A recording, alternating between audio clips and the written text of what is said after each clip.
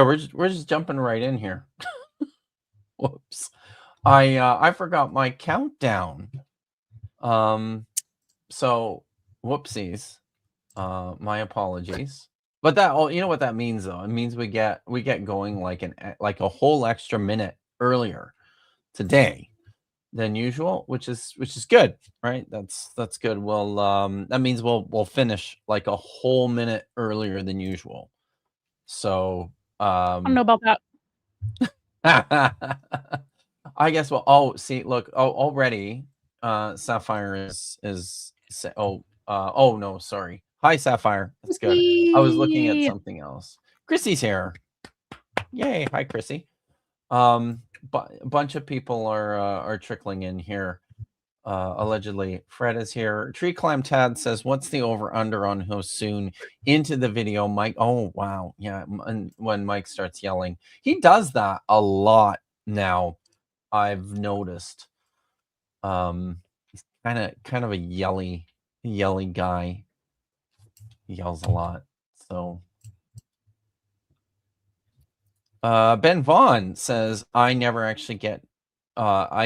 get to actually be here for the live version. Can't wait to be blown away by Mike's evidence and logic." Did you probably didn't, because I mean, like, Vish mostly just shows up and does her job. She doesn't take a lot of time.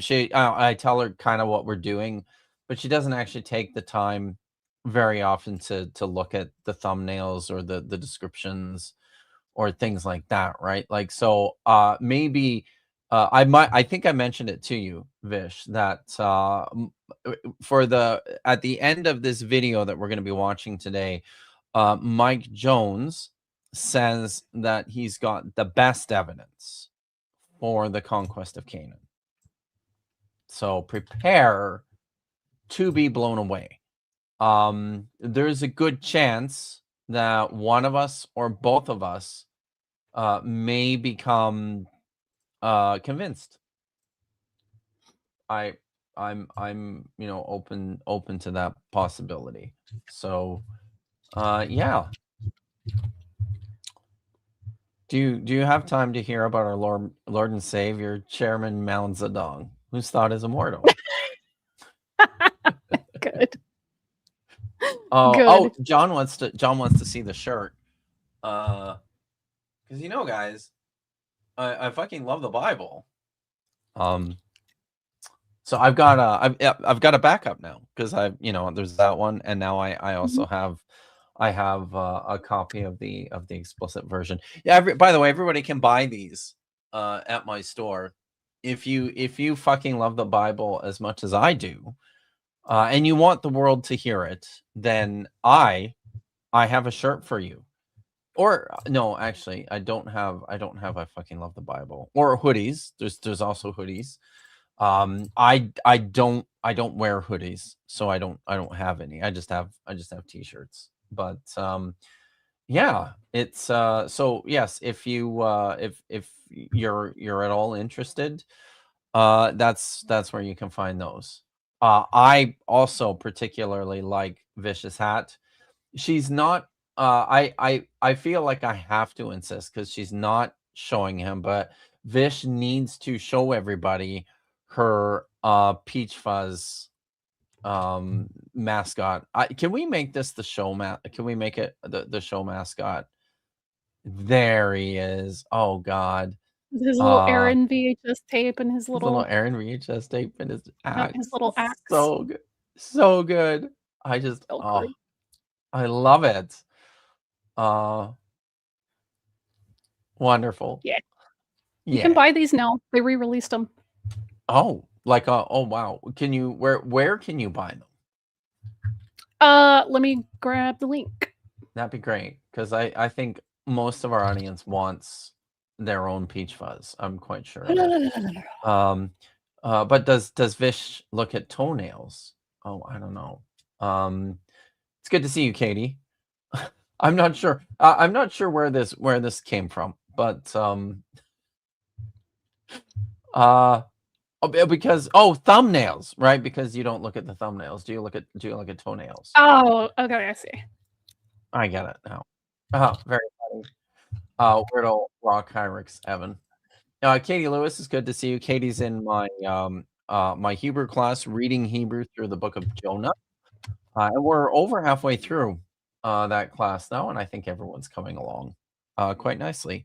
If you're looking for a dumb Catholic apologist, I've got a guy who hates the NRSV and thinks that the sin of Sodom wasn't in hospitality. Oh, good to know. Yeah. Feel free to send that my way. It's good to see you, Brandon. And Ben. Oh yeah, right. You're holding onto your socks. That's good. Cuneiform guy says, does Mao Zedong sit in a chair? Say what you will, he was right about landlords. Yeah, he was. Chuck is here for Michael Jones and staying for Vish's hat. Brilliant. Good to see you, Melly. And Aosid H. Hi. So Chuck has his own Metal Moses shirt, which you can also get from my store.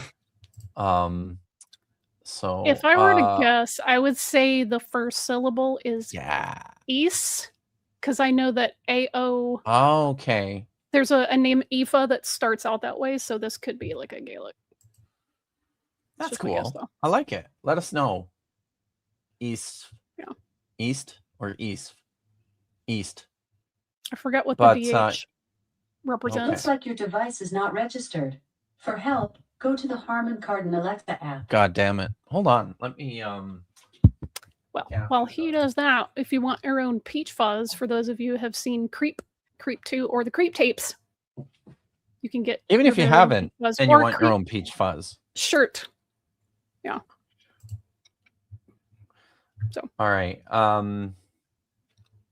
Yeah. So Katie's asking for an I fucking love the Bible Catholic edition with the Sacred Heart. Yeah. What is a Sacred Heart? It's like a heart, but it has a little tube or artery coming out where the flames are coming out of the top of the artery.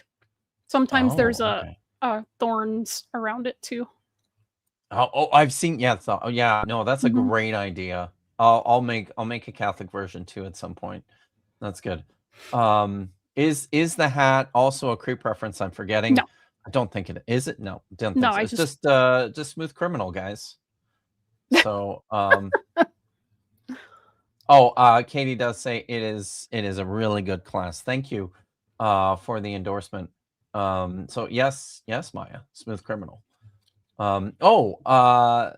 We need a Dagon the Abomination shirt.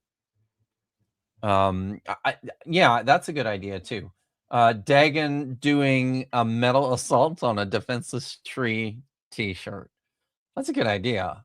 I have there's a few actually that I would put into the works. Were you able to post the link? I posted it when you stepped away. Nice. Awesome. All right. So well, now that I'm back, we might as well get into this, right? So yeah, the last few weeks we stepped away from this for a few weeks, but Maya would buy that Dagon shirt. Okay. Or the Immaculate Heart, which has roses and swords. Boy, there's a lot to choose from. I guess I shall just work on the inventory. So yeah, we'll see what we can do. So we've been away from this for a few weeks, but some of you might remember that last month we spent a few streams going through a lecture that Michael Jones from Inspiring Philosophy gave at a church. I have said that I believe it was a church in Boston, and he was giving a talk there during the ETS meeting in November. He gave a talk all about to come to SBO. He's too scared. Too scared. Yeah, I mean, it's probably too woke for him. A bunch of wokesters in SBL. So so he, he gave this talk about all the compelling evidence for the Exodus and for the conquest, and has this really this annoying bad habit of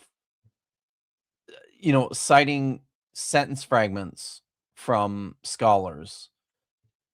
And so we've been going through a lot of the stuff that Michael's been citing. We've been going through a lot of stuff that he's just been missing to address the problems with this presentation, with this model of the Exodus and the conquest. And we left off last time with a pretty extensive discussion of the altar on Mount Ebal, which is on the wrong side of the mountain.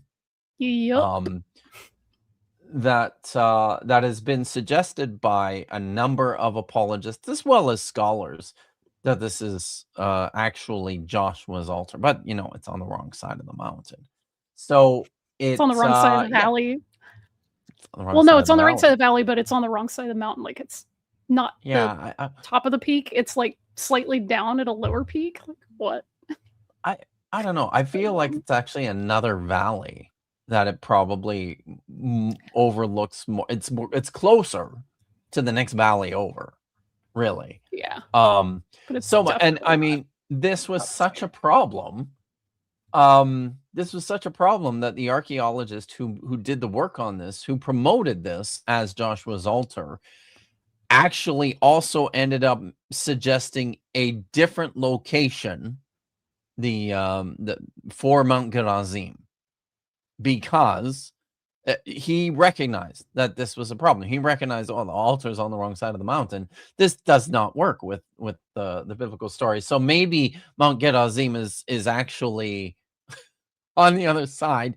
But then, of course, you're rewriting all the geography, because then like the Jezreel Valley has to be on the other, and it just isn't, right? It's not there. Like, these are the names of the mountains. This is the place. So yeah, it's bad. It's all very bad. But that's kind of where we left them. We had a lot to say, and I also played a video from Bob Cargill, who was the founder of Bible and Archaeology, which is currently being operated by friend of the channel, Jordan Jones. By the way, Jordan was away on a trip to Greece last month with a group of students from the University of Iowa. He's back now, and he did just reach out to me a couple days ago, and he's ready to come back and read Hebrew with me, which is fantastic.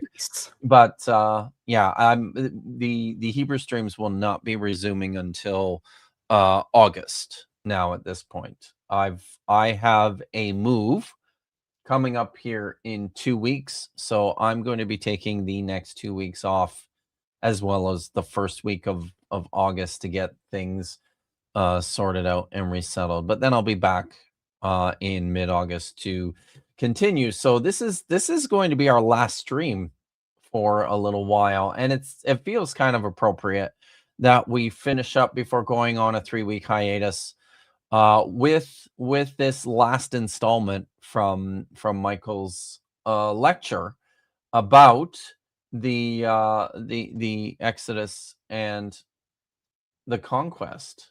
I'm just gonna pull this up because Eric Mickelson says it's the wrong Mount Gerizim. Wouldn't the Samaritans know this? I mean, it's their mountain, isn't it? Yeah. So oh, hi, Petite Flowers. It's good to see you. John, I'm sorry. I don't know how to help you for the next 3 weeks. So I do hope everyone comes back. And when we do come back, there will be some new stuff to look at. I was gonna make a 3 weeks joke and a Tisha B'Av still can. reference, but I think only like 2 people in the audience will get Probably it. true. That's probably true. Yeah. So, yeah. All right. Well, let's. Oh, I think we do have a super chat though already, don't we? Tree Climb Tad for $2 says, very excited to hear whatever IP freely pukes out. Very nice. Good. All right. Well, let's pull up the video. While you're gone, Vish should do streams where she talks about horror movies and weird shit from her rabbinical studies. It's a good idea. Yeah, I mean, I think it's a good idea, but Vish is gonna do her thing. Yeah, it would be nice if I also had a move coming up, even though I've moved twice in the last 6 months and I don't want to do it again. Yeah. Yeah, So. it's terrible. It's really, really terrible. Maya's worried she might completely forget who I am in 3 weeks. Are you still going to stop by a certain channel for bingo? Yes.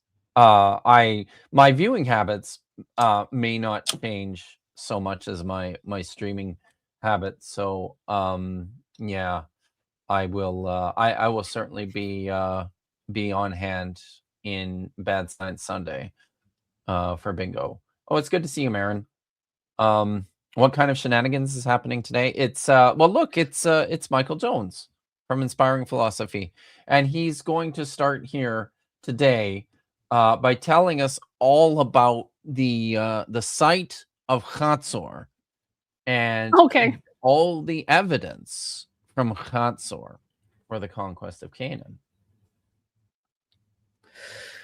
Okay. Or city down here. Very, very big city in the ancient world. It's a very so what does the archaeological record show? Well, it says there was a fierce conflagration. Basically, it burned. It marked the end of... I'm sorry. I know I shouldn't make fun of people for mispronouncing words, but conflagration. Conflagration. He was adding a schwa and putting the emphasis on the wrong syllable. Mm-hmm. Which I was doing yesterday in the Hebrew stream to the point that I had to turn on the cantillation marks.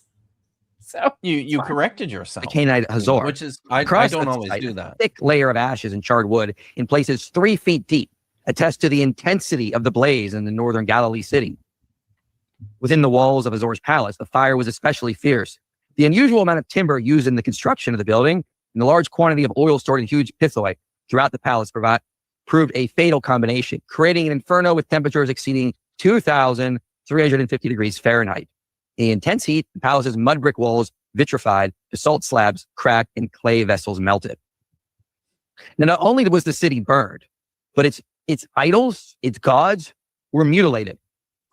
So somebody came in and decided to not only just burn the city, but they also mutilated and destroyed a lot of one thing that archaeologists and actual scholars don't have a tendency to do is to call divine images idols, because that's not what they are. They're divine images. Idols implies that these are somehow deficient representations of deity, when in actual fact this is just what all representations of deity were in the ancient world. So no, these are not. These are divine images, Michael. These are statues and icons representing the gods and other cosmic beings.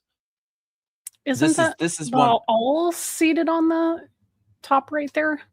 The jade kind of that looks like that could be a statue of Baal. So it's cool. Okay. So I suspect, I don't know. I didn't look into it. Maybe I should have. I do. We'll give him the benefit of the doubt that all of these were discovered in the ruins of Hatzor. Okay. But he's got an important point here to make about the idols, the divine images, at Hatzor. So what they say is whoever burned the city also deliberately destroyed the statues in the palace. Among the ashes, we discovered the largest Canaanite statue of a human form ever found in Israel, carved from a basalt block that must have weighed more than a ton. The 3-foot-tall statue had been smashed into nearly 100 pieces, which were scattered in a 6-foot-wide circle. The head and the hands of the statue and several others were missing, apparently cut off by the city's conquerors. So who could have done this? Who could have destroyed the city and burned the pagan idols, or destroyed the pagan idols? Well, would the Canaanites have done this? How did this happen? And maybe I'm belaboring the point, but the other thing that actual scholars and archaeologists don't do is they don't identify certain objects as pagan, because that is a Christian pejorative for anything that's not Christian. And I mean, that's when we are doing actual science, when we are doing actual academic work, the intellectual rigor of investigating the past, one of the things we want to be extremely careful of on a regular basis is not prejudicing the information that we're presenting. Of course, Michael Jones doesn't know, or he probably just doesn't know this. He probably is unaware that pagan is specifically a Christian pejorative. But if he does, it's even worse that he is just actively engaging in prejudicing the information in a presentation that he purports to be a sober account of the conquest.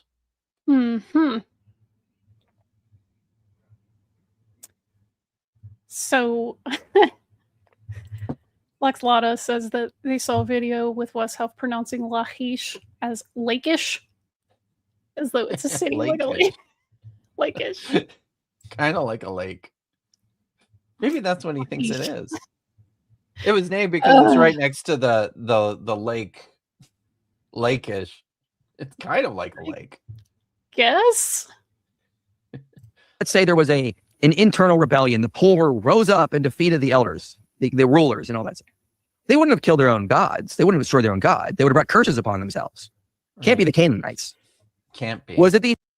Oh, it just couldn't be. Yeah. No, and I get extremely hesitant to say what could or could not have happened, or it couldn't have been this group of people because we know that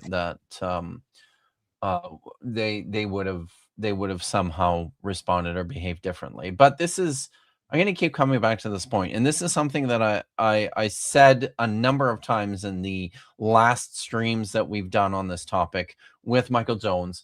One of the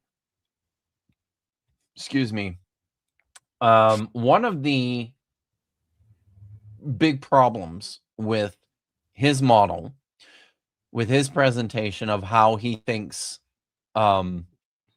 the archaeological record and the data and the material culture aligns with the biblical presentation of the end of the Bronze Age and the beginning of the Iron Age. One of the big problems with all that is that it does not factor nearly enough elements from the historical record into consideration in making a reconstruction of the history of the past.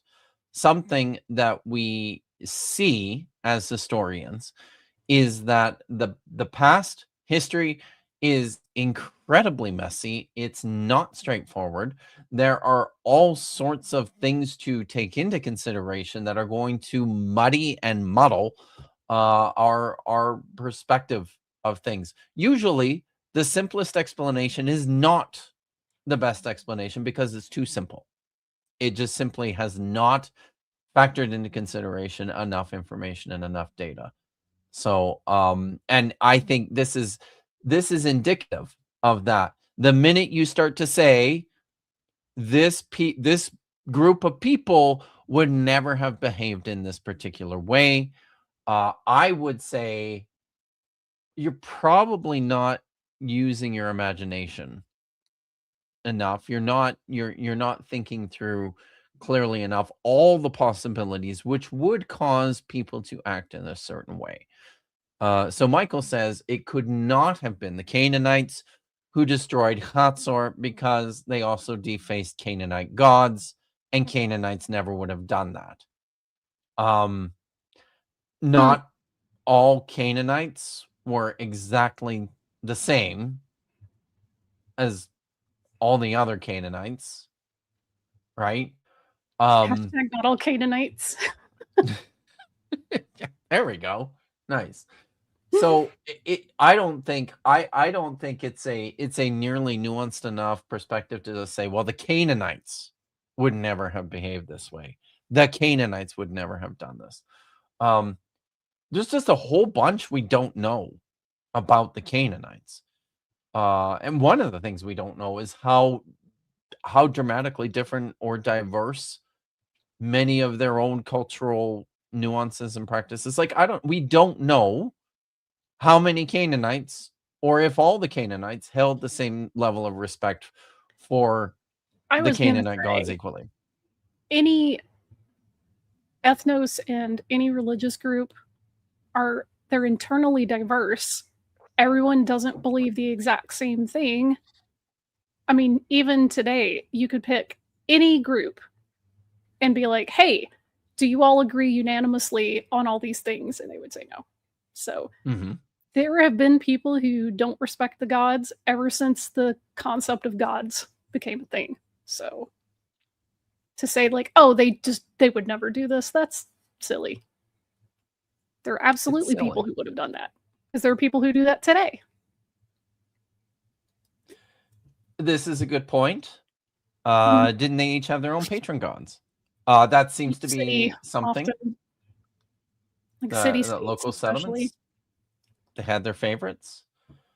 GoldenEye0242 says, if Canaanites didn't destroy Hatzor, I guess that rules out the Israelites. Because they were, guess what?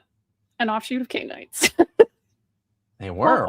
We talked a little bit about that in a couple of the previous responses to this video, and we'll talk a little bit more about that today yet too. Egyptians. The Egyptians would raid through Canaan, destroying whatever they wanted.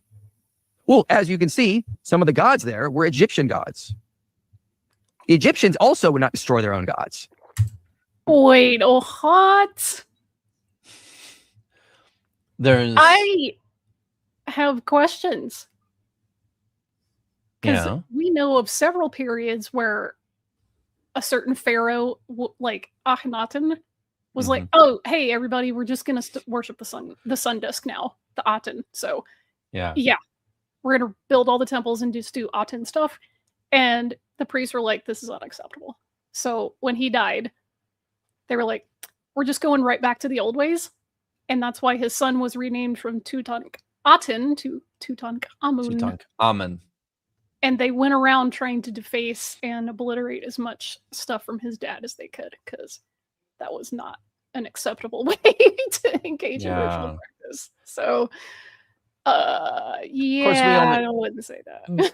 We only know about that because the records we have for that period from Egypt are pretty good. They're not like amazing, but they're still pretty good.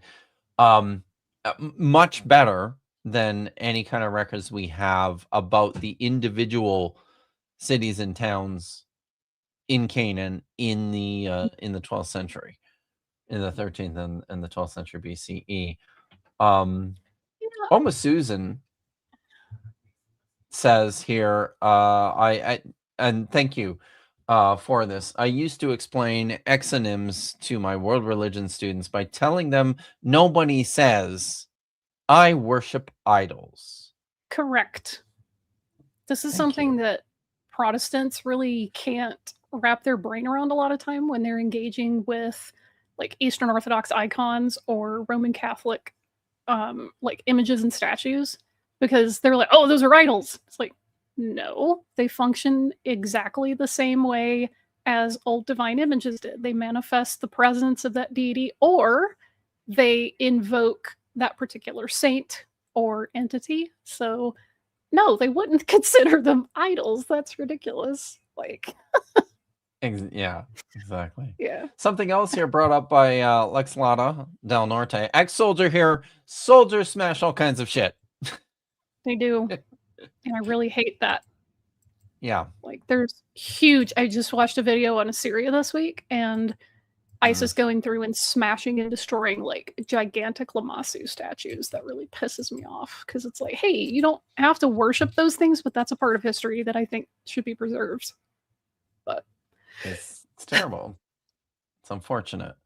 So lots of this times is one of it's those indiscriminate I too. want to tell the pseudo historians that are like, there could have been all these ancient lost high technology civilizations and all these other things. We just haven't found the evidence yet. And I'm like, well, maybe they would want to lean into fundamentalism a little bit, because we know that cultures practice a form of damnatio memoriae. So you could just say, well, the reason we don't find Atlantis is because somebody came back and destroyed all the remnants. But that's dumb. Right. So, shall we resume? Yeah, let's resume. Could it have been invading Philistines? We know they started living on the coast around this region. They came from the Aegean Greek world. Well, they never made it this far inland. There's no evidence Philistines moved in. So, weren't we just talking about the potential of David being homies with the Philistines and potentially one of them? That's spicy. Yes. But he says, notice when he said here, there's no evidence that the Philistines came this far inland and moved in. Yes, that's true. That does not preclude them from going around and destroying other cities, other settlements, that they didn't occupy or live in. Not every single town or city, and that's a really important part of somebody's loving your hat here. Yeah, Vish. people really like this hat. They really I do. didn't expect that. It's a great hat, guys. It's the first thing I noticed when she came on today. So yeah, it's we all approve. So, but one of the features of a lot of the sites in the region that were destroyed at the end of the Bronze Age and the beginning of the Iron Age, and I'll remind everybody that these sites are usually isolated by archaeologists into a period of about 200 years. So it's a prolonged period of time. It's over the course of 2 centuries, a bunch of these places were destroyed, and a whole bunch of them were just abandoned. They were not reoccupied. They were not settled. A point that Michael's going to make here is that the Israelites they destroyed Hatzor.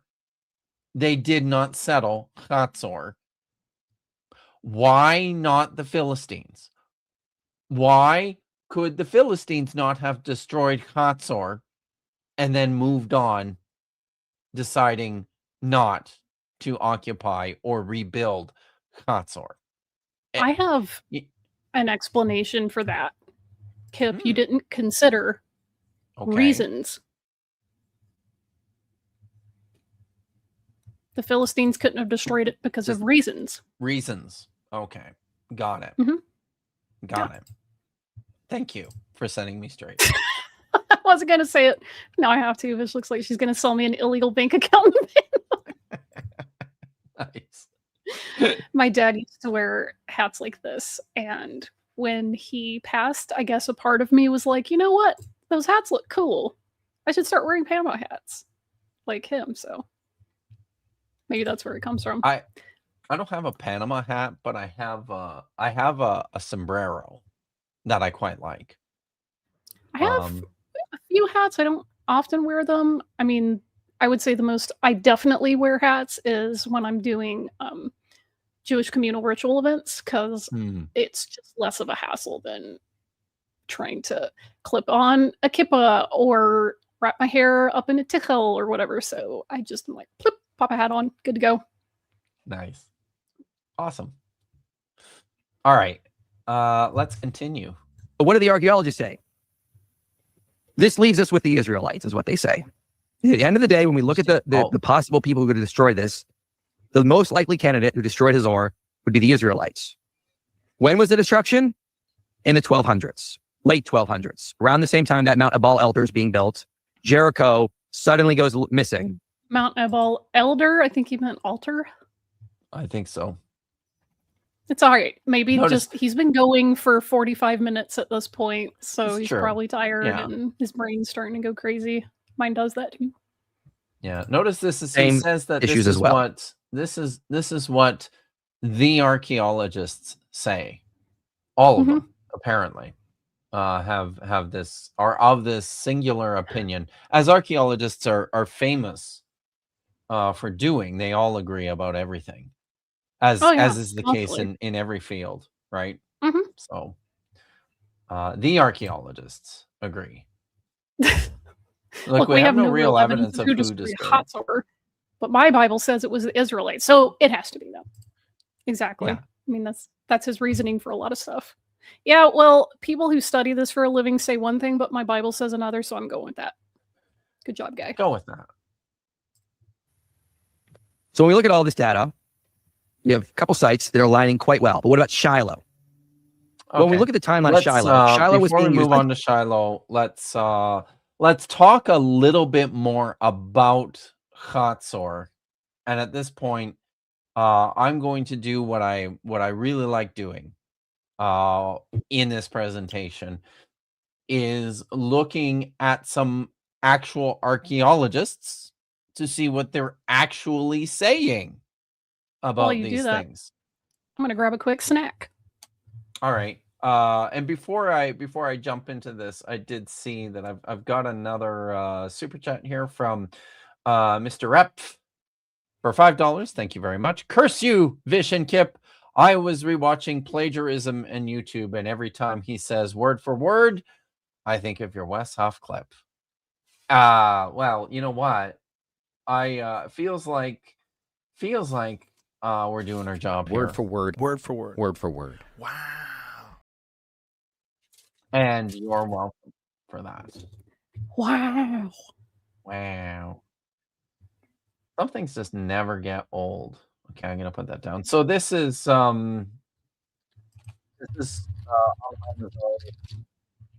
excellent book. Shoot, what is this one? This is the Archaeology of the Land of the Bible, Volume 1, 10,000 BCE, 10,000 to 586 BCE. It's a gigantic book. It was published in 1990. It's it's a lot of this stuff is dated. It's still a phenomenal resource because he tends to have something to say about just about everything in the region, which I think is really valuable. So just reading here about what he says here about Hatzor, starting at the top here with the Israelite settlement. Intensive archaeological surface surveys. Remember, we talked about this last time about how, yes, the archaeologists have in fact combed the region through these extensive surface surveys.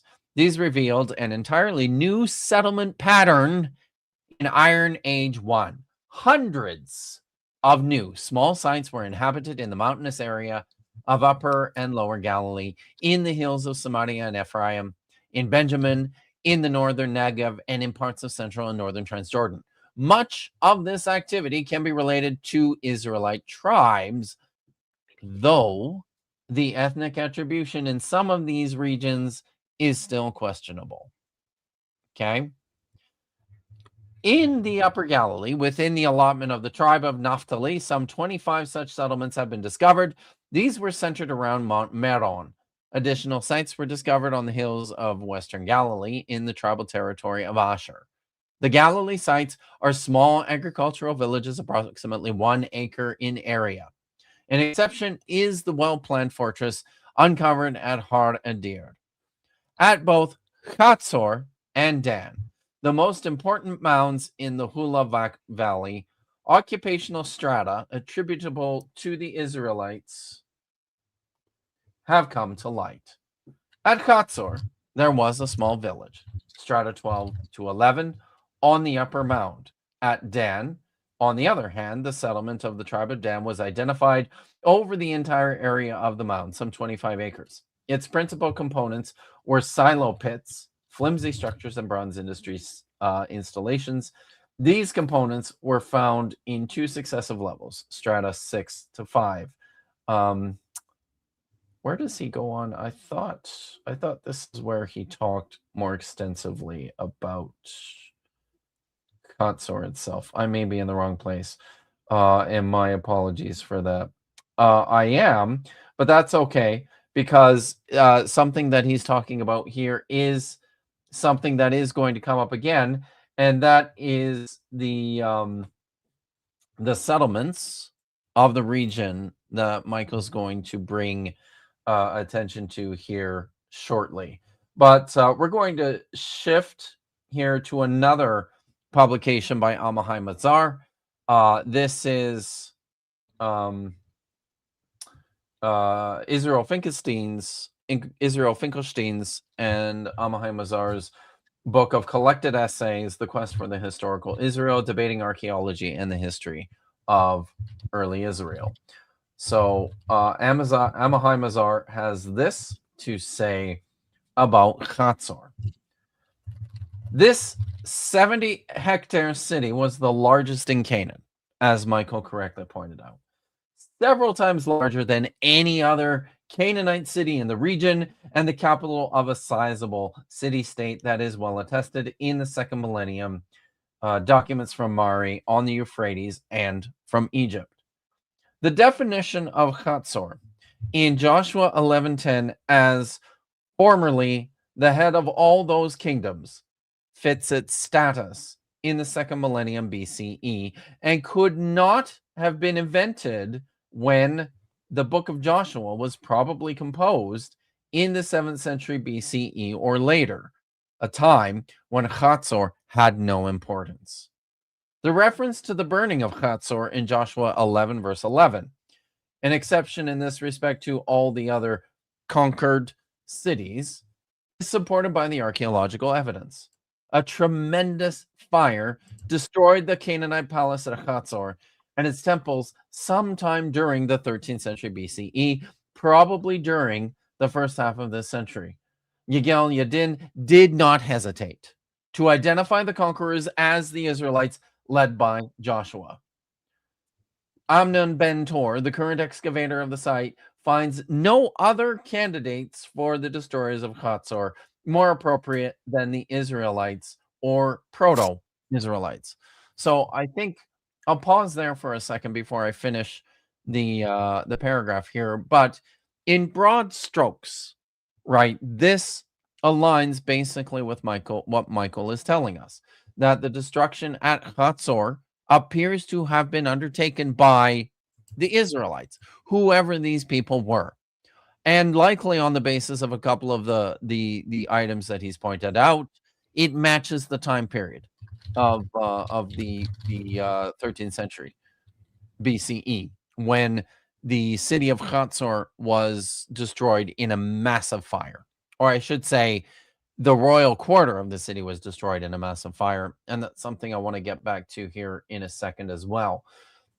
However, as pointed out, identifying who these Israelites actually were, identifying them as a distinct part of the population of Canaan, becomes considerably more difficult when we factor in all the pieces of data. So here, Mazar is going to continue. I would explain the biblical description as a reflection of historical memories about the traumatic event that brought an end to Hatzor, the largest city in Canaan.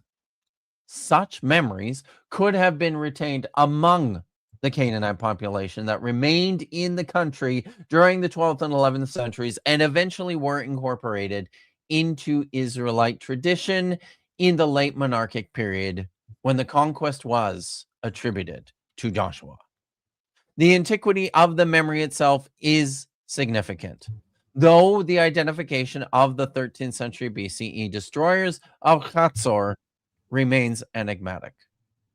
So, what he's saying here is that, yes, at Hatzor, we have an example of a destruction that does appear to match the expectation from the biblical text about what took place at the end of the Bronze Age and the beginning of the Iron Age. It looks like if there was a site that was a good candidate for Israelite destruction, it would be the city of Hatzor in the 13th century BCE. All of that is in fact true. What that does not get us to is that the book of Joshua is an historical document. It doesn't get us that far.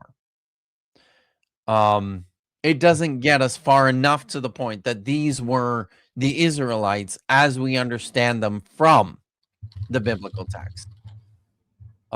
This is a group of people which are probably most closely identifiable with proto-Israelites, based mostly on the time period and the description from the Bible of the destruction of Hatzor, but in no way is it assured that this is Joshua's army coming in and laying waste to the place. An archaeologist by the name of Igor Kremerman wrote a very good article in Aegis from a few years ago. Do I have the year here? 2017, where he grouped all the destructions in the Levant during the period of the Bronze Age and the Iron Age into categories on the basis of their destruction, the level of destruction that took place in these cities. And he sets his focus on the city of Hatzor at one point, and I'll show you what he has to say about that, because it is it's classified as a type. I think it's either a type 1 or a type 2 destruction, which is essentially the entire city. And this is important because this is the way the book of Joshua presents the story. When the book of Joshua talks about the destruction of the city of Hatzor, it says that they burned the entire city. That's what the text says. In discussing the city of Hatzor, Kremerman sets his focus on something called crisis architecture and termination rituals, which I wanted to read here because I think it's interesting in terms of especially gaining a stronger sense of some of the things that archaeologists do in their evaluation of ruins, of sites that they are investigating. And I think it's instructive for how we understand what happened at the end of the Bronze Age and the beginning of the Iron Age. So the term crisis architecture was proposed by Driesen in 1995 to describe specific and sudden short-term architectural changes that come as a response to situations of social crisis. Driesen suggested 3 correlates for identifying crisis architecture. First is a decrease of energy input in production and maintenance. Second, a change of original function and change of original plan. These can be identified in the use of cheaper or scavenged buildings, materials for construction, the partial abandonment of buildings, disrepair, inner partitioning of walls, restriction of access, the placement of domestic installations in corridors along the main axis of movement or in previously public spaces. The concept of termination rituals was first suggested for Mesoamerican archaeology for describing actions of razing and rebuilding of public buildings and temples by the local community. These actions included the breaking, burning, and scattering of portable objects and sculptures, and the razing or burial of monumental structures. Zuckerman adopted the concept and suggested that when these signs are found in the broader context of crisis architecture, they should be seen as evidence of intentional desecration of the temples as part of social decline. Zuckerman then identified evidence for crisis architecture and termination rituals in 3 strata. Strata 13 at Chatzor, Stratum 7A at Megiddo, and Level 6 at Lachish. Both of these concepts can contribute to our understanding of the processes that brought about the final destruction of several sites. However, the identification of these phenomena is in many cases very difficult for a few reasons. First, no other site in the southern Levant has produced so many royal and cultic monuments as Chatzor. Since both crisis architecture and termination rituals are best identified in such contexts, their identification turns more problematic in other sites. Thus, although the evidence for crisis architecture that Zuckerman presented at Megiddo and Lachish is compelling, the evidence for termination rituals is more challenging, since the breaking of statues in times of destruction or evidence for fire in the public structures could also result from conflict rather than from termination rituals. Furthermore, at Lachish 6, the whole site was burned, including private buildings. So there is no concrete evidence for a distinction between public and private structures. Consequently, the identification of termination rituals requires a great deal of interpretation, and although it might serve as an important interpretational approach in in-depth studies, it is considered here as an auxiliary correlate. But one that I think is kind of significant when speaking of especially the site of Chatzor. He points this out, right? That because we have so much royal and elite level material remains at Chatzor, from which archaeologists have been able to gauge information. The ideas of crisis architecture and termination rituals works to help explain what happened at Chatzor. Now, something that's really significant about that is the way that crisis architecture and termination rituals are understood. I don't know if you caught that, audience. Did you catch that, Vish? These are signs of social upheaval. These are signs of some kind of internal conflict. People within the city destroying their own places, essentially, in forms of revolt, in forms of protest. I mean, this is stuff that still happens today, right? Mm-hmm. People get angry and they destroy shit. It's part of the ritual of protest, and it's been going on for thousands of years. But one of the things that archaeologists are doing is evaluating these remains, looking at them and going, what do these indicate as some of the possible causes for these sorts of destruction? Yay! For those who were not here last week after the stream, I encourage you to go back and check out last week's show where Shang Tsai and CJ Cornthwaite joined me to talk about some resurrection of Jesus apologetics. It was a very good time. So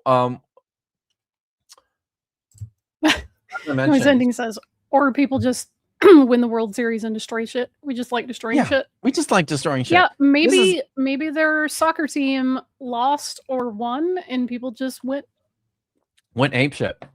Yeah. People do that kind of thing. It was destroyed by rampaging Glasgow Rangers fans. See, this is the thing. Canaanite hooligans. See, I live in Canada, and the last team to win the Stanley Cup was the last Canadian team to win the Stanley Cup was the Montreal Canadiens back in 1993. And I was just about to talk about this. In 1993, when the Montreal Canadiens won the Stanley Cup, they burned their city to the ground. Yes, like hundreds of millions of dollars of damage. Maybe not that much, but it was like many millions of dollars of damage. They just demolished their own city. In the year 1994, the following year, the Vancouver Canucks appeared in the Stanley Cup final and faced off against the New York Rangers. Game 7 was in New York City, and the Rangers won. And people in Vancouver got very angry and ran around and burned shit and broke windows and looted stores and beat the living shit out of each other. And this is what they did. And then the Vancouver Canucks were back in the Stanley Cup Finals in what year was that now? 2006? No. 2007, 2008. How old was Nick? Nick was 5 and he was born in 2009. Yes, it was 2009, 2010, one of those years. And they faced off against the Boston Bruins. And it went down to game 7, and game 7 was played in the city of Vancouver, and Vancouver lost once again, and once again burned the city down. They all went out, and this is just what people do. Vespasian also famously told his soldiers not to burn the temple in Jerusalem. Soldiers don't always listen, right? Like when you have that many in antiquity men amped up and in the heat of battle for hours, they're not easy to control. They're kind of going to do what they're going to do a lot of times. This is also selective involvement from cops, because anytime someone protests for human rights, they show up with full armor and shields and smoke canisters. But for a sports team, they're like, just grease the light poles, be all right. Yeah. But this is it, right? Like, break shit when they win, break shit when they lose. It's literal chimp behavior. It's like, but this is human behavior, right? There are untold number of reasons why a population would burn a city down. It doesn't always have to be invasion. That's not the only reason a city burns down. This is my new headcanon for the Bronze Age collapse, is their version of the World Cup. Yes, that's it, right? I like it. I really like it. So, okay. Importantly, we're in Hatzor is designated by Kramerman as a Type 2 destruction. You'll notice a Type 1 destruction is the complete burning of an entire city, which is not what happened at Hatzor. Importantly, this is not what happened at Hatzor. Michael did not mention this fact, that not the entire city of Hatzor was burned, as the biblical text says. What happened at Hatzor was a destruction of the public buildings on the Acropolis, palaces, temples, signs of power. That's what happened. So here, let's look at this with some depth. Type 2, signs of fire only in the public buildings. This type was already recognized by the late Sharon Zuckerman. It is characterized by signs of conflagration in the public buildings, while private buildings were usually spared. The public structures, as well as some private buildings, present a rich assemblage of pottery vessels. Metal objects are found, but not in the main halls and rooms, and only in relatively concealed places. Hoards have been recognized in a number of sites. No skeletons are found in these layers. The vast majority of the sites that were destroyed in this way were soon rebuilt with a similar town plan, although some were abandoned. Arrowheads are seldom found. So it wasn't a fight. Maybe not. Crisis architecture was Just, identified by Zuckerman at Hatzor 13 and Megiddo 7a, and should also be identified at Bet Shean 6. See the changes between the local phases mentioned by Panitz Cohen and Mazar in 2009. So the best example of such destruction layer can be found at Hatzor 13, which is the late Bronze Age 2b. And this is the layer. This is the layer that Michael wants to identify with the Israelite conquest. Hatzor was the largest city of the southern Levant, measuring about 80 hectares in size. Before the destruction, there is evidence for crisis architecture. What does the crisis architecture means? The crisis architecture means that they are undergoing some sort of social shift and change. It's a social crisis. You'll remember crisis architecture is characterized by features such as less upkeep for public buildings. There's a things are becoming more neglected. Certain buildings and structures are shifting in terms of their function. There are more temporary structures being erected in these places as well. So before the destruction at Hatzor, there is evidence for crisis architecture. Many public buildings were subdivided into smaller spaces. Installations were built with inferior materials and using inferior construction techniques in the main halls. Other cultic monuments were canceled, and some monumental statues were ritually burned. The destruction of the site was very violent and included a fierce fire, which is evidenced in all of the public buildings. Rich pottery assemblages of broken vessels were found in these structures, but prestige items were found only in the side rooms. A cache of cultic items, including 2 large bronze statues, was found in the ceremonial building at the center of the site. Notably, the monumental stone statues still in use were very violently mutilated and bear evidence for the use of sharp objects, while others were shattered into pieces. The domestic buildings tell a different story. Although some of them contain complete pottery vessels and other objects, some other buildings were evidently abandoned in an organized manner. In addition, the domestic buildings were not burned. Arrowheads or sling stones were not found in large numbers anywhere across the site. After the destruction, the site was abandoned for nearly 150 years. So you're telling me this could have been just a proletarian uprising? I mean, it kind of sounds like that, doesn't it? Mm-hmm. It requires more than just simply looking, oh, there was a fire.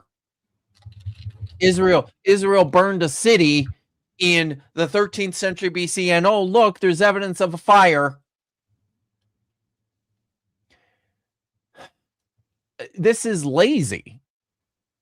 It's lazy for Michael to not go into the details that actual archaeologists do when assessing these sites in order to build their models for what might or might not have happened.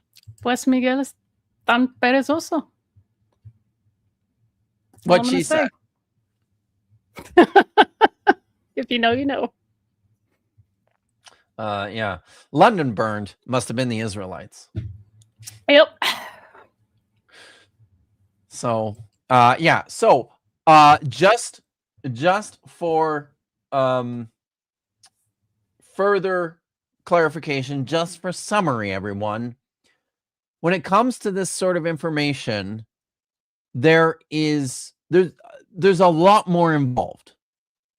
And there's a lot of detail within these archaeological reports of these sites that don't necessarily make it into, mainstream media or into apologetic presentations of the facts of the situation. So I would suggest, I think it's likely that Michael is just simply unaware of this stuff, because I don't necessarily think he's that. I don't think he's reading this stuff very broadly at all. I think he's reading Kenneth Kitchen, and he's talking to David Falk, and that's essentially where his narrative comes from. And if they don't tell him, if he's not reading it in Kitchen's work, which is decades old by now as well, or if he's not hearing it from Falk himself, then he's not going to bother taking the time to look it up. No weapons, because the Israelites preferred to close in for Capoeira. That's great. Okay. Capoeira, it's like a Brazilian style of like dance fighting. It kind of looks like drunken break dancing, but it's a Nice. fighting style. That's cool. Yeah. Oh, sorry. No Bayesian masturbation. Get your act together, Michael. Masturbation. Masturbation. Was that the doggo concurring? Yes. Oh, hey, get in here. I have a window open, and the one little dog likes to just there's a planter out there. I'm on the second floor here. Hey, get in here. Hey, thank you. She likes to just step out right onto the planter outside the window. Hey, you guys, I have treats for you. So, there you go. Oh, is there a treat for day? There you go, buddy. Okay. So, yeah. See, this is what happens when people enter my house. The dogs get upset. So, all right. So yeah, could it be evidence of cannibal warfare in real life? I don't think so, because they only destroyed part of the city, and it was the like elites place. The just average folks' houses were fine. Something that was fairly important from Creamerman's article, I'm not sure if you caught it, was that he says here that in the domestic buildings, they were evidently abandoned in an organized manner. People were like, I don't like it. I'm out of here. It's fine. Yeah. I don't want none. So, or maybe the people that did the destruction left their houses to do it. Yes, exactly. And then when they destroyed all the public buildings, they were like, you know what? This really doesn't seem like a great place to live anymore. So let's go live somewhere else. Destruction menu. I'll have a number 4 animal style price wells. Nice. Yeah, Zuckerman was Bentor's protege. He said they didn't find any sign of war, although Bentor and Yadin still thought it was the Israelites. Bentor used the same logic as IP. No writings from Egypt. Yeah, this is an important point. Thank you very much, John Gooderham, for bringing this up, because when Michael, you remember, Michael said, this is what the archaeologists have to say. The Israelites destroyed Chatzor. famously, importantly, even though this is something oftentimes outside of archaeological circles we don't hear much about, but famously, there are divided opinions among the experts about what happened at Hatzor. And yeah, while Ben-Tor continued to maintain Yedin's theory, Zuckerman, who was the co-excavator, the co-director of the site, disagrees. So she says, no, it's not the Israelites. So yeah. Don't the historical books of the Bible have Israelites periodically trashing the high places in Judea without having foreigners show up? And vice versa. Oh, yeah. So before we continue with the video, sorry, something else that I wanted to look at too was within the biblical text, right? Excuse me. We read of this massive destruction of Hatzor in the conquest stories in Joshua chapter 11. Joshua 10, Joshua 11. I think it's Joshua 11. But that's not the only place we read about Hatzor. Hatzor actually is destroyed again in the book of Judges. And it's interesting because one of the oldest Hebrew Bible texts there is the Song of Devorah.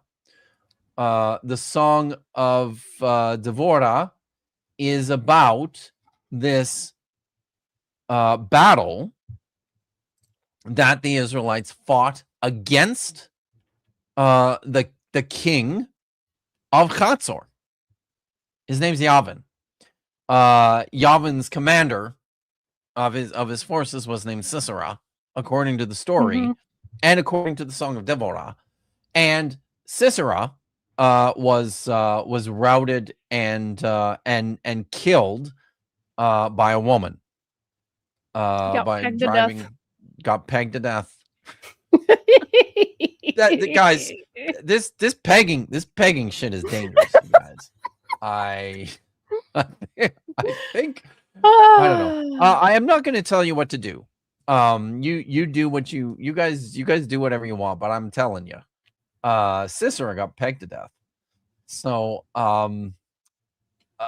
but I don't know. I thought it was worthwhile to look at. This is the earliest story we have of Hatzor. I've just got this up in Sepharia here.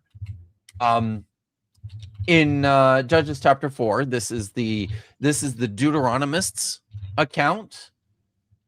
The Israelites again did what was offensive to Yahweh, Ehud now being dead. And Yahweh surrendered them to King Yavin of Canaan, who reigned in Hatzor. His army commander was Sisera, whose base was at Harosheth Goyim. The Israelites cried out to Yahweh, for he had 900 iron chariots, and he had oppressed Israel ruthlessly for 20 years. Devorah, wife of Lapidot, was a prophet. She led Israel at that time. She used to sit under the palm of Devorah between Ramah and Bethel in the hill country of Ephraim, and the Israelites would come to her for decisions. So she summoned Barak, son of Abinoam of Kedesh in Naphtali, and said to him, Yahweh, the God of Israel, has commanded, go, march up to Mount Tabor, and take with you 10,000 men of Naphtali and Zebulun. And I will draw Sisera, Yavin's army commander, with his chariots and his troops, toward you up to the Wadi Kishon, and I will deliver him into your hands. So I'm going to skip ahead here to Judges 5, which is the Song of Devorah, one of the oldest texts in the Hebrew Bible. On the day that Devorah and Barak, son of Abinoam, on that day, the day of victory, Devorah and Barak, son of Abinoam, sang, when the locks go untrimmed in Israel, when people dedicate themselves, bless Yahweh. Hear, O kings, give ear, O potentates. I will sing to Yahweh. Will him the eternal, that is Yahweh, the God of Israel. O God, when you came forth from Seir, That's the advanced south. from the country of Edom, the earth trembled, the heavens dripped, the clouds dripped water. The mountains quaked because of Yahweh. Yon Sinai because of Yahweh, the God of Israel. In the days of Shamgar, son of Anat, in the days of Jael, caravans ceased, and wayfarers went by roundabout paths. Deliverance ceased in Israel, till you arose, O Deborah, arose, O mother, in Israel. When they chose new gods, was there a fighter then in the gates? No shield or spear was seen among 40,000 in Israel. My heart is with Israel's leaders, with the dedicated of his people. Bless Yahweh. You riders on tawny jennies, you who sit on saddle rugs, and you wayfarers, declare it. Louder than the sound of archers, there among the watering places, let them chant Yahweh's gracious acts, the gracious deliverance of Israel. Then did Yahweh's people march down to the gates. Awake, awake, O Devorah. Awake, awake, strike up the chant. Arise, O Barak. Take your captives, O son of Abinoam. Then was the remnant made victor over the mighty. Yahweh's people won my victory over the warriors. It goes through this list that I'm not going to go through of all the people from all the tribes. There's actually 10 tribes, not 12. Mentioned. Who mentioned? Tanakh. By Megiddo's waters. There we go. Yes, there we go. But here, picking up in... this is verse 19. Then the kings came. They fought. The kings of Canaan fought at Taanach by Megiddo's waters. They got no spoil of silver. The stars fought from heaven. From their courses, they fought against Sisera. The torrent Kishon swept them away. The raging torrent, the torrent Kishon, march on, my soul, with courage. Then the horses' hoofs pounded as headlong galloped the steeds. Curse Meroz, said the angel of Yahweh, bitterly curse its inhabitants, because they came not to Yahweh's aid among the warriors. Most blessed of women be Yael, wife of Heber the Kenite. Most blessed of women in tents. He asked for water, she offered milk. In a princely bowl she brought him curds. Her hand reached for the tent pin, her right hand for the workman's hammer. She struck Sisera, crushed his head, smashed and pierced his temple. At her feet he sank, lay outstretched. At her feet he sank, lay still. Where he sank, there he lay, destroyed. Through the window peered Sisera's mother. Behind the lattice she whined. Why is his chariot so long in coming? Why so late the clatter of his wheels? The wisest of her ladies give answer. She too replied to herself. They must be dividing the spoil they found. A woman or two for each man. Spoil of dyed cloths for Sisera. Spoil of embroidered cloths. A couple of embroidered cloths round every neck as spoil. So may all your enemies perish, O Yahweh. But may your friends be as the sun rising in might. And the land was tranquil for 40 years. So it's also, can you go back up to the very start of this verse 1 chapter?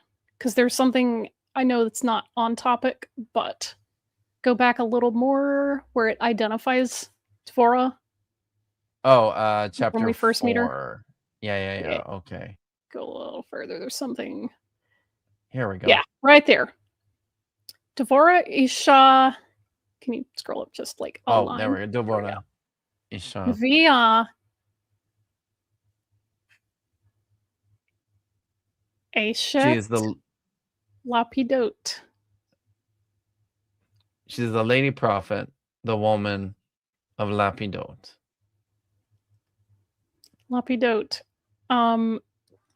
We've had conversations about her tending. There's a lot of Jewish commentary and glosses that discuss Devorah as being a woman who Yeah, as a prophetess, but also tends the wicks of the menorah Right. or the lamp. Yes. Yeah, and I find that to be a much cooler interpretation, because if this is as old as it is, this is probably the time when women had a more active role in ritual life before the whole like post-exile purge of Asherah and all that stuff. So they call her like a mother, they refer to her as a Yeah. prophet, they seek her out for decisions. Like, she's doing stuff that women really yeah, didn't she do is. in later periods. So I think this is a really cool, little obscure passage, but Yeah. there's a lot of stuff to sink your teeth into that we obviously can't go into that today. But Right.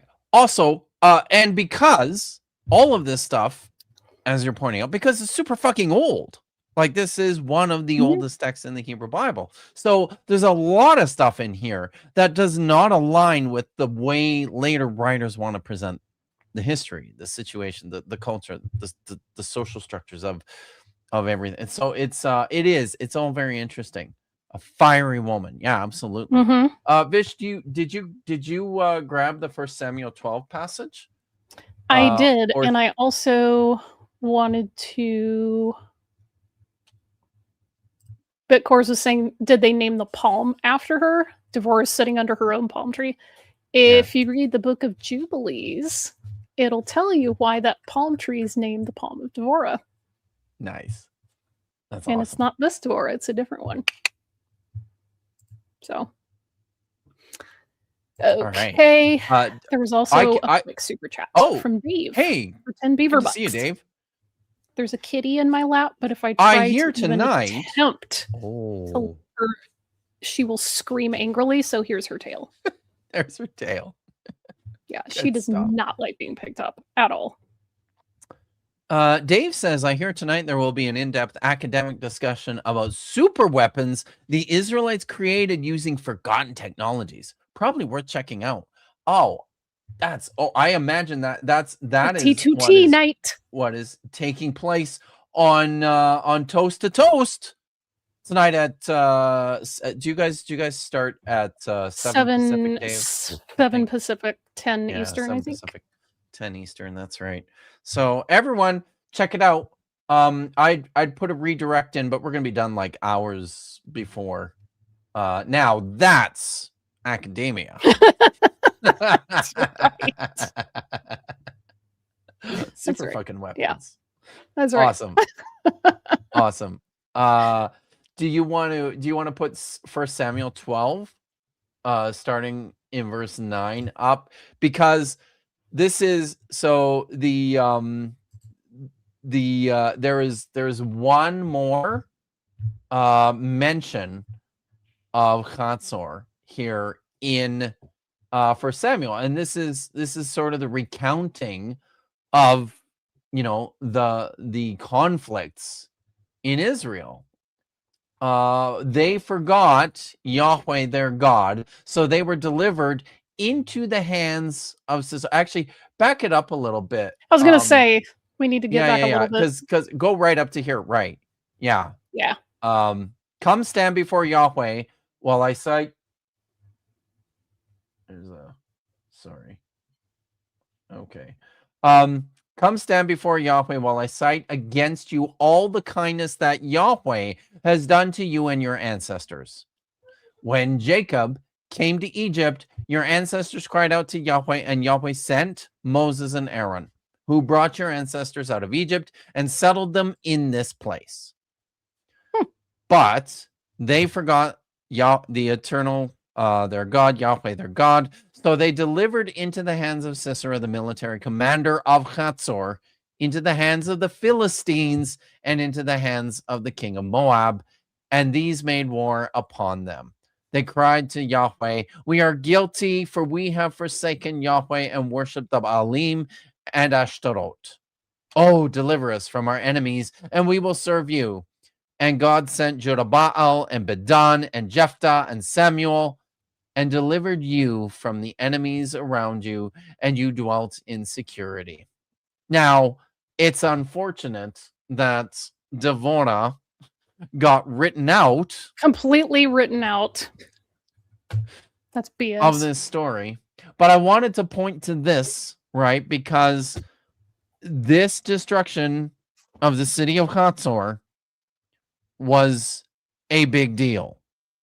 Such a big deal that it was like there was an exodus and there was a conquest, and there was this one time when, you know, our people waged war against the city of Hatzor and Sisera, the commander of King Yabin's army. And that brings us up to today. So what is Mr. Rip is asking why I'm using a circumlocution or why they're used at all. It's, let me see if I can get my right here. That's the divine name. And these little vowel pointings are to clue the reader in to say the word do, nai. That's the vowels that are going to prompt you to do that. So it's one of those things, if you're just not a fan of pronouncing the divine name, or if you feel that you should respect the divine name by not using it casually, that's typically what you do. Substitute Adonai or Hashem. That's another one. So, yeah.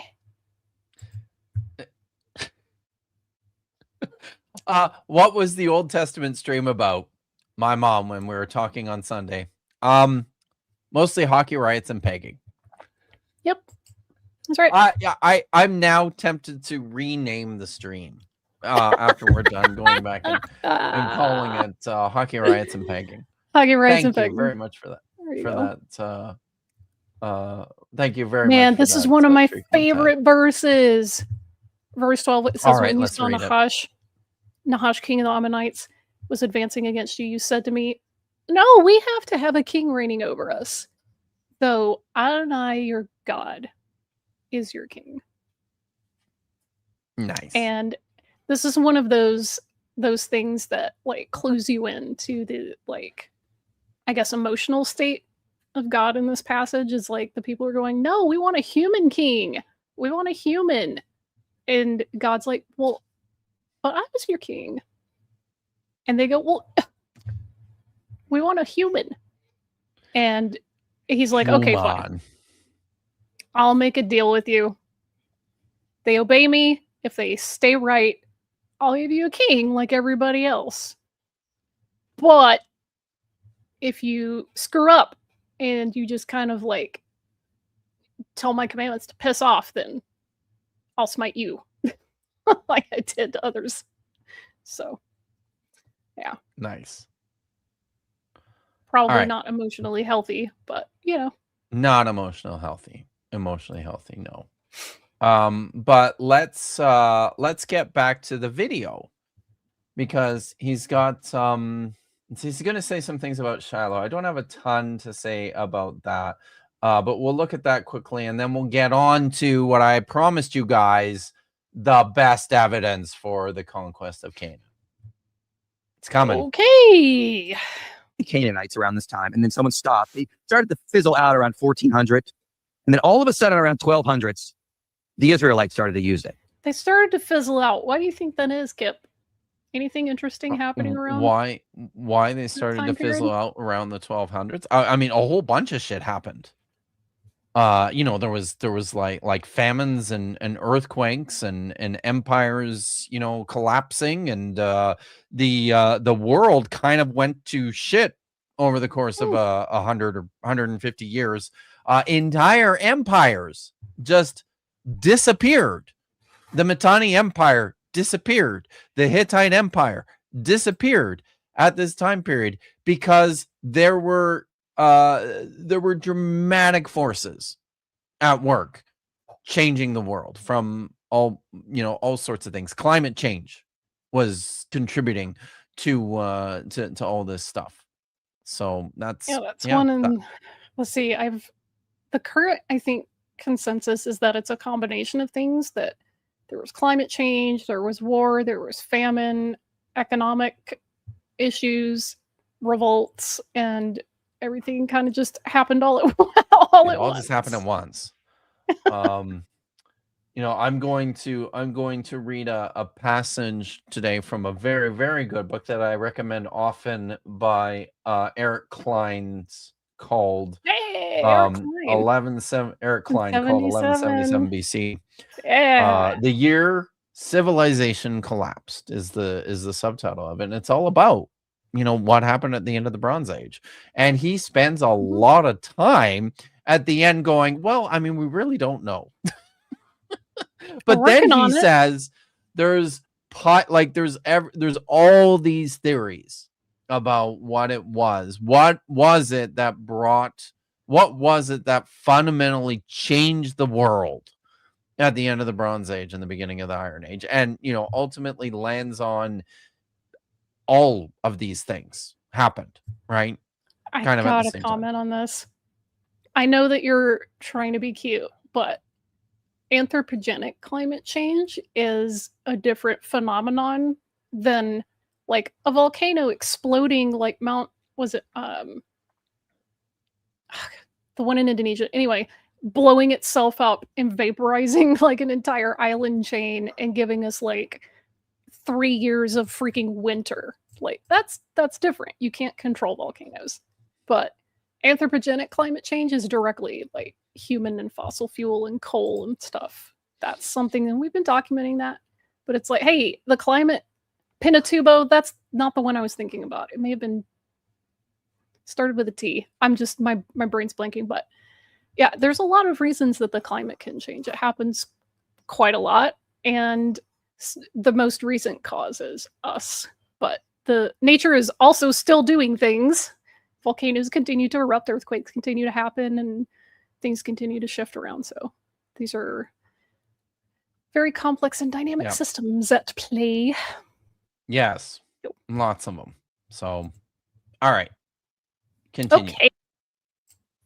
That's not coming from me. That's coming from archaeologists like Israel Finkelstein, who doesn't believe in an exodus. But he says, these are the most important building remains of Iron One Shiloh, indicating developed construction techniques and agricultural concepts already at this early stage of Israelite settlement. So somebody resettled and started using Shiloh around the same time as the conquest happens. Now we know the Bible mentions dozens of sites during the book of Joshua, right? So when Kenneth Kitchen went through all these sites, he's finding them in the archaeological record. So these sites are being used, settled. So for the most part, Joshua is mentioning numerous sites that seem to align as being occupied during the time of the conquest. Now, I've not even gotten to the best part. I'm going to give you the best piece of evidence for the conquest here. Okay. Pause it there for a sec. If there was a new group of people. Actually, you know what? We're not gonna bother with the Shiloh thing. That's fine. So just let it continue. He's going to give us now the best evidence for the conquest of Canaan. You guys ready for it?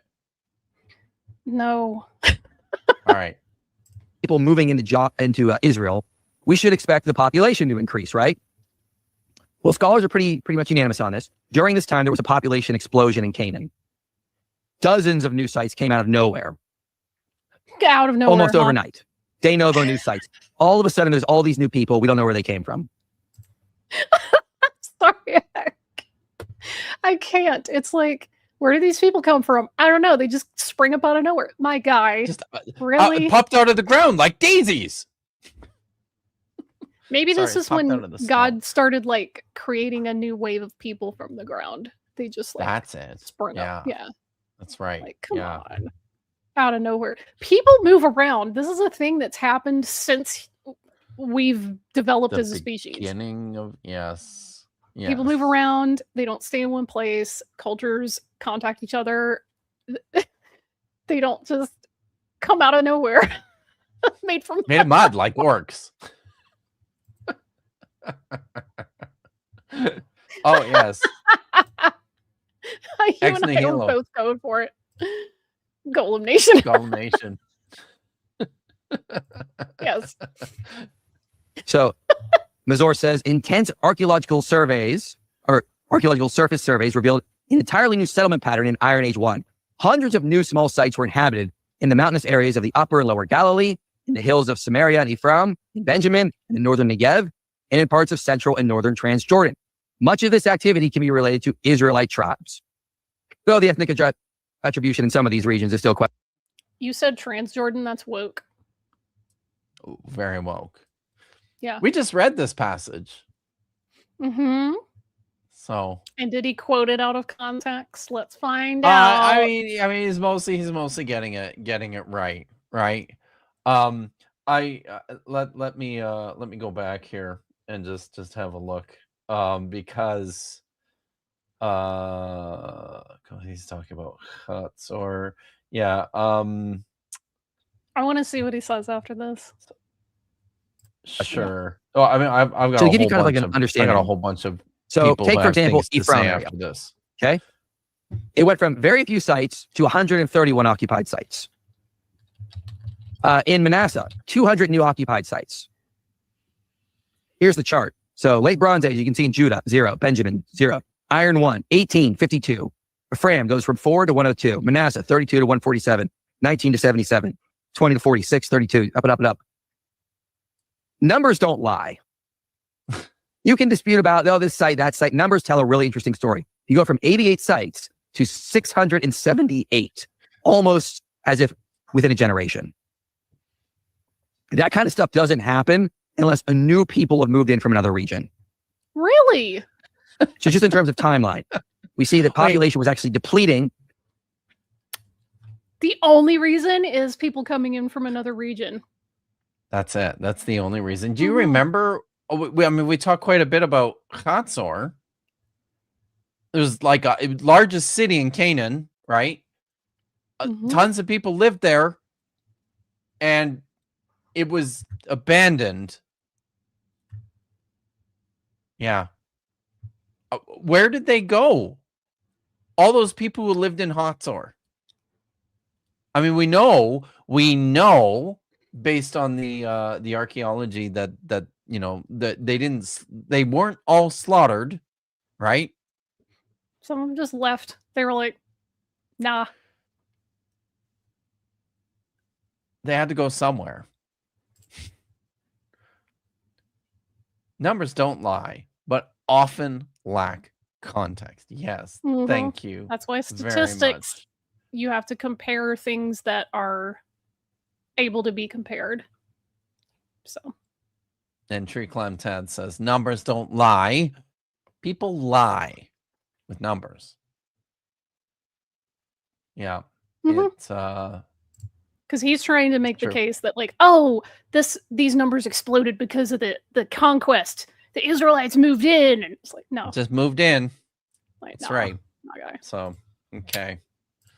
And then all of a sudden, around the same time that we aligned the conquest, population explosion. Very, very odd. Also, what's very interesting about these new Canaanite sites. 130 sites times 100 people per site is 3 million people. I'm better at math than Kev.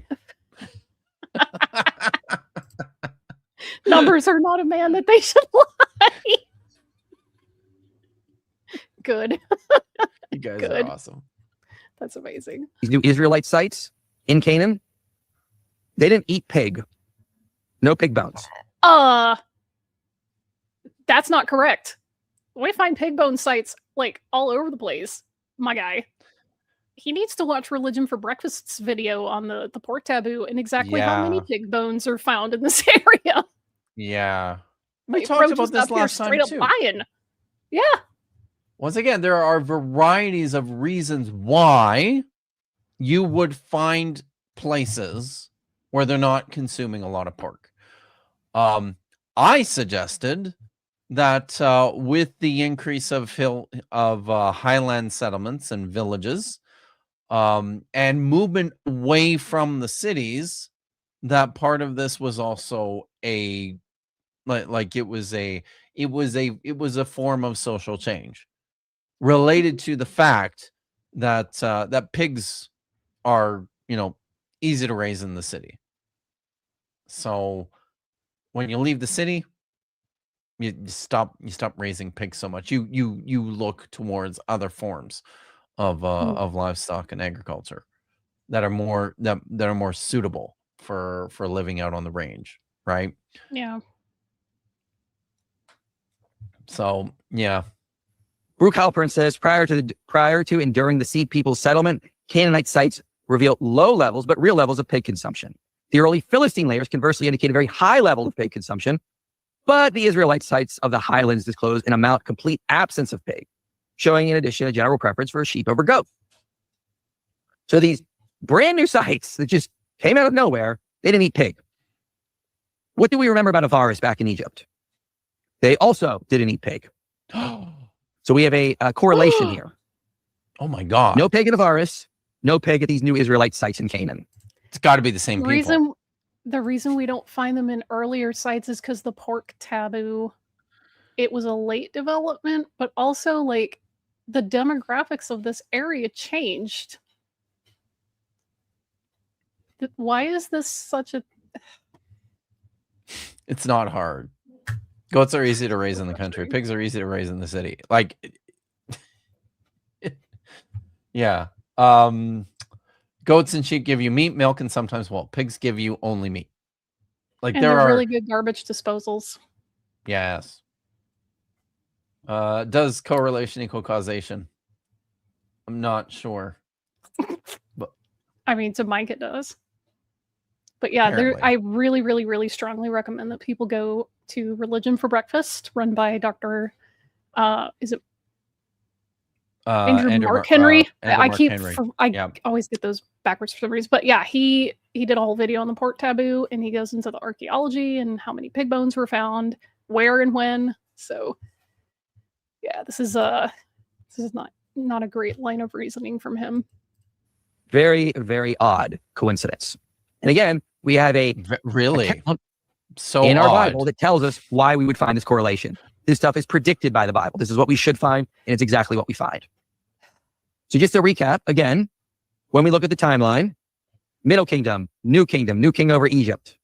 Exodus here, conquest here, and what does the Egyptians even say? Yeah, Israel's in Canaan. That's where they are. Around the time they should be there. So let's look at the data. Let's just do a quick summary here. This is the evidence we went through. So we saw a Semitic population at Avaris, which indicates shepherds. The Semitic population was enslaved and not treated well. Egyptian evidence shows foreign slaves involved in brickmaking. No pig bones found at Avaris. Avaris was abandoned during the Ramesside period. Again, roughly about here. This is when Avaris is about abandoned. The Ark of the Covenant fits with late Bronze Age Egyptian culture. There was a population explosion roughly once generation later in Canaan. And then Merneptah Stele confirmed Israel was in Canaan at this point. The new settlements lacked pig bones, aligning with what we saw about those people who abandoned Avaris. Shiloh was resettled with distinct Israelite features. There was a small cultic site found on Mount Ebal. Roughly 30 sites from the book of Joshua have been found. Hazor indicates a fiery destruction, and the idols of Hazor were mutilated in an Israelite fashion. And Jericho went from a fortified city to a small town. They were mutilated in an Israelite fashion? How did their mutilations of like statues differ from other people? What are you talking? He's just throwing this in here out of nowhere. Maybe they circumcised them. Do statues have foreskins? Like what? I don't know. I just keep laughing where he's like, "Oh, Israel was in Canaan at this point." I'm like, "Yeah, because they were Canaanites. They're Canaanites, my guy." It's like saying that Native Americans were found in North America. Really? Yep. It's the fact that you don't find pig bones in times where there weren't lots of large cities is not a surprise. Just saying. Nope. And he's focusing on Avaris. Did he provide evidence that specifically Israelite, not just like Semitic language speaking people, were in Egypt being oppressed?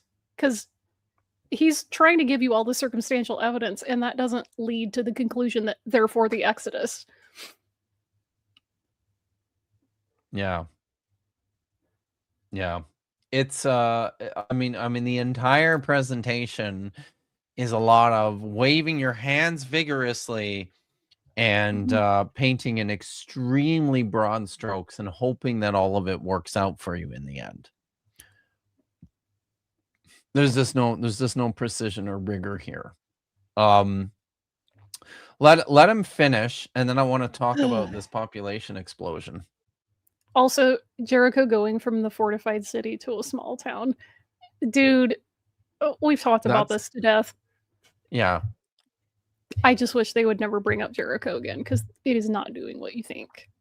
It really isn't. I mean, it's just not. That's just not what the Bible says happened. The opposite happened. It was already wasted when they got there. Yes. Just ugh. Here's a simple question. If you don't think an Exodus happened, how do you explain all this? Civilization. We've spent several hours now reading what the scholars have to say about this, providing, ample explanations for what actually happened that don't depend on any Exodus, and importantly, in most cases, actually work against any sort of theory of a large Exodus or a conquest. They came at Canaan so hard, the destruction back in time. I mean, if you listen to Spirit Science, Jews can time travel, so sure, why not? Oh, it's true. Yes, that's true. Mhm. Yeah. Awesome. Like, yeah, we spent the last 2 sessions of this video talking about why these disparate pieces of evidence don't actually demonstrate that the Exodus, as described in the text, happened. Yeah. So he's just going to ignore that and go, nuh-uh. Yeah. Again, this is as shitty as saying, look, we found these ancient stories about like superheroes that have powers and they lived in a place called New York City. And guys, we found so much of New York City. We've been excavating it for years. We found evidence of huge scale destruction and like rebuilding. We found all these different inhabitant layers. We found like subways. We found all these different things. Spider-Man's real. Like, we found all the places that he lived. We found these neighborhoods. We found the pizza store where he ate. Hut. Yeah, there's all these things we found. So obviously, Spider-Man was real. In fact, we have a record of several different people who were alleged to be Spider-Man. At least 3. So yeah. He cites all these scholars and just ignores their conclusions. Yeah. Yeah, this is another thing. Thank you. Abram was from Ur and Haran, so what nationality was he? He literally was not from Canaan. That's the whole point of the story. He crossed over a river to get into Canaan. That's why they're called Ephraim. Yes. Goodness. So frustrating. But I could just ignore it and go, nuh-uh. So take that, scholars. So, okay, you could say maybe the Avaris was abandoned, but those Semites were just dispersed throughout Egypt. And yeah, there was a population explosion in Canaan who also lacked pig bones, but those people were just, they were living in the lowlands of Israel and they moved into the highlands, even though we've no. Hey, Kip, would you be shocked, stunned even, to learn that there are Jews today that eat pork? Be a little surprised, but But the text says not to. They couldn't possibly. Right. That's how dumb this is. Yeah, it is. We found ancient imagery of 3 Spider-Mans pointing at each other. This is clearly a Trinitarian. Nice. Yes. Good. But it's so bad. And maybe, Hazor was destroyed. It was destroyed by Egyptians or maybe Canaanites who were sick and tired of being treated harshly by their rulers. You can explain all this stuff away. Or you can account for all the... They're not explaining it away. They are explaining it. Yes. They're looking at the data and they're saying, the best explanation for all of this is not the Bible. He's the one explaining their work away. They're Yes. just explaining it. Oh, yeah. Yeah, he didn't doesn't know about female Om, rabbis, so man. yeah, Well, okay. you know, That's fair. now that you mention it, Are there Yeah. are there female rabbis? okay, press play. We gotta This data with one finish this part. explanation. There was a biblical exodus. Which do you think is a simpler explanation? That there was. Oh, This is why when I This is keep asking atheists definitely- to debate me on this is definitely a simpler explanation. And that's why it does not work.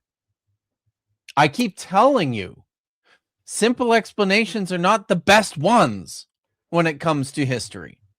Usually, Mhm. it's these combination of complex factors that that contribute to the events of what actually happened. That's why this just will never work. He doesn't show any of it. No, it is a very obviously a gender-driven presentation. But of course, he's standing up and giving it in a church. So Well, of course. that is to be expected. So explanation. This is why when I keep asking atheists to debate me on the Exodus, they won't do it. Because they know I can make a philosophical case that all this data can be explained in a simple Mike, I don't give a fuck about your philosophical case. I want an archaeological case. Yeah. And you don't have one. yeah. Yeah. And the more we excavate, the less chance there is of an exodus. Sorry. We don't do history with philosophy, my dude. We do it with archaeology. So, nice try. God, parsimonious way by just pointing to an Exodus. it's not parsimonious. So there's even more data I don't have time to cover. If you want more, I have 3 videos on my YouTube channel. He's got I do the videos, Exodus. But the now one. I want to talk about this. I'm gonna bring this up. Sorry.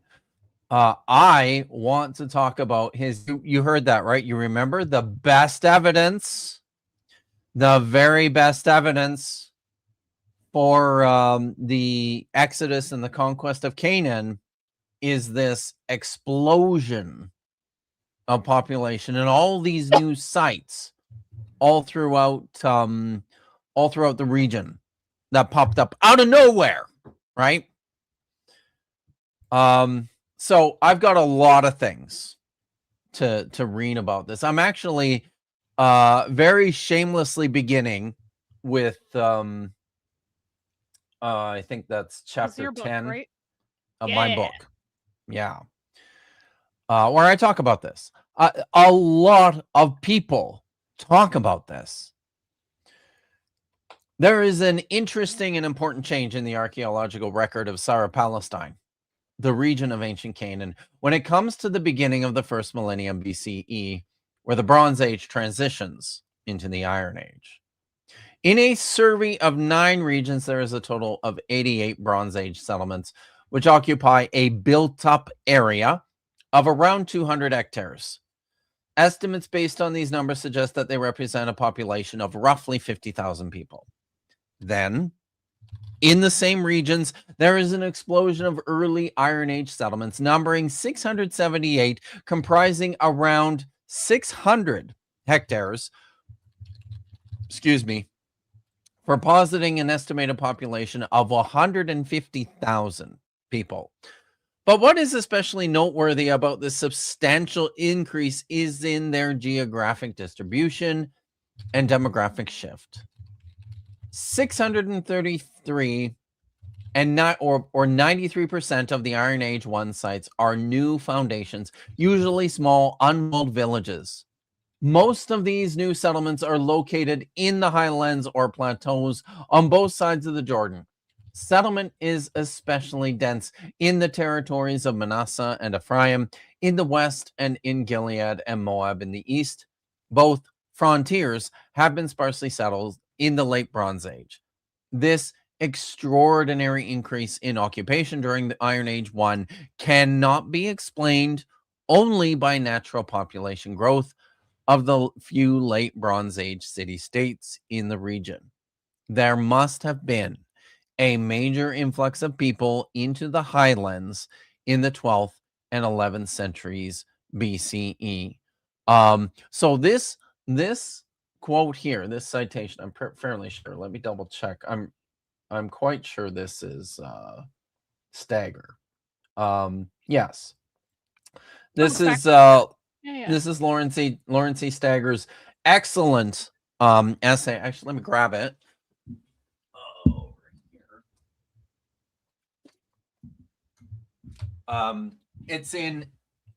It's in the Oxford History of the Biblical World, which is this is an older book by now, but it's a very good book.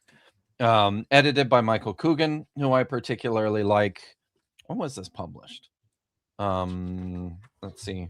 It was oh, actually the date's right here, isn't it? 1999. I mean, it's quite old by now. I also in my footnote here, I've also cited the same citation that Michael gave from Amahai Mazar, right? Intensive archaeological surveys reveal an entirely new settlement pattern. So that's the that's Stagger's work, but there's more to say here, right? There's a lot more to say here, and there are plenty of scholars who have a lot to say. We honestly do not know much from the archaeological record about the beginnings of Israel. But one thing that most scholars agree about is that a main feature of characterization for this group of people was their movement away from cities and into villages.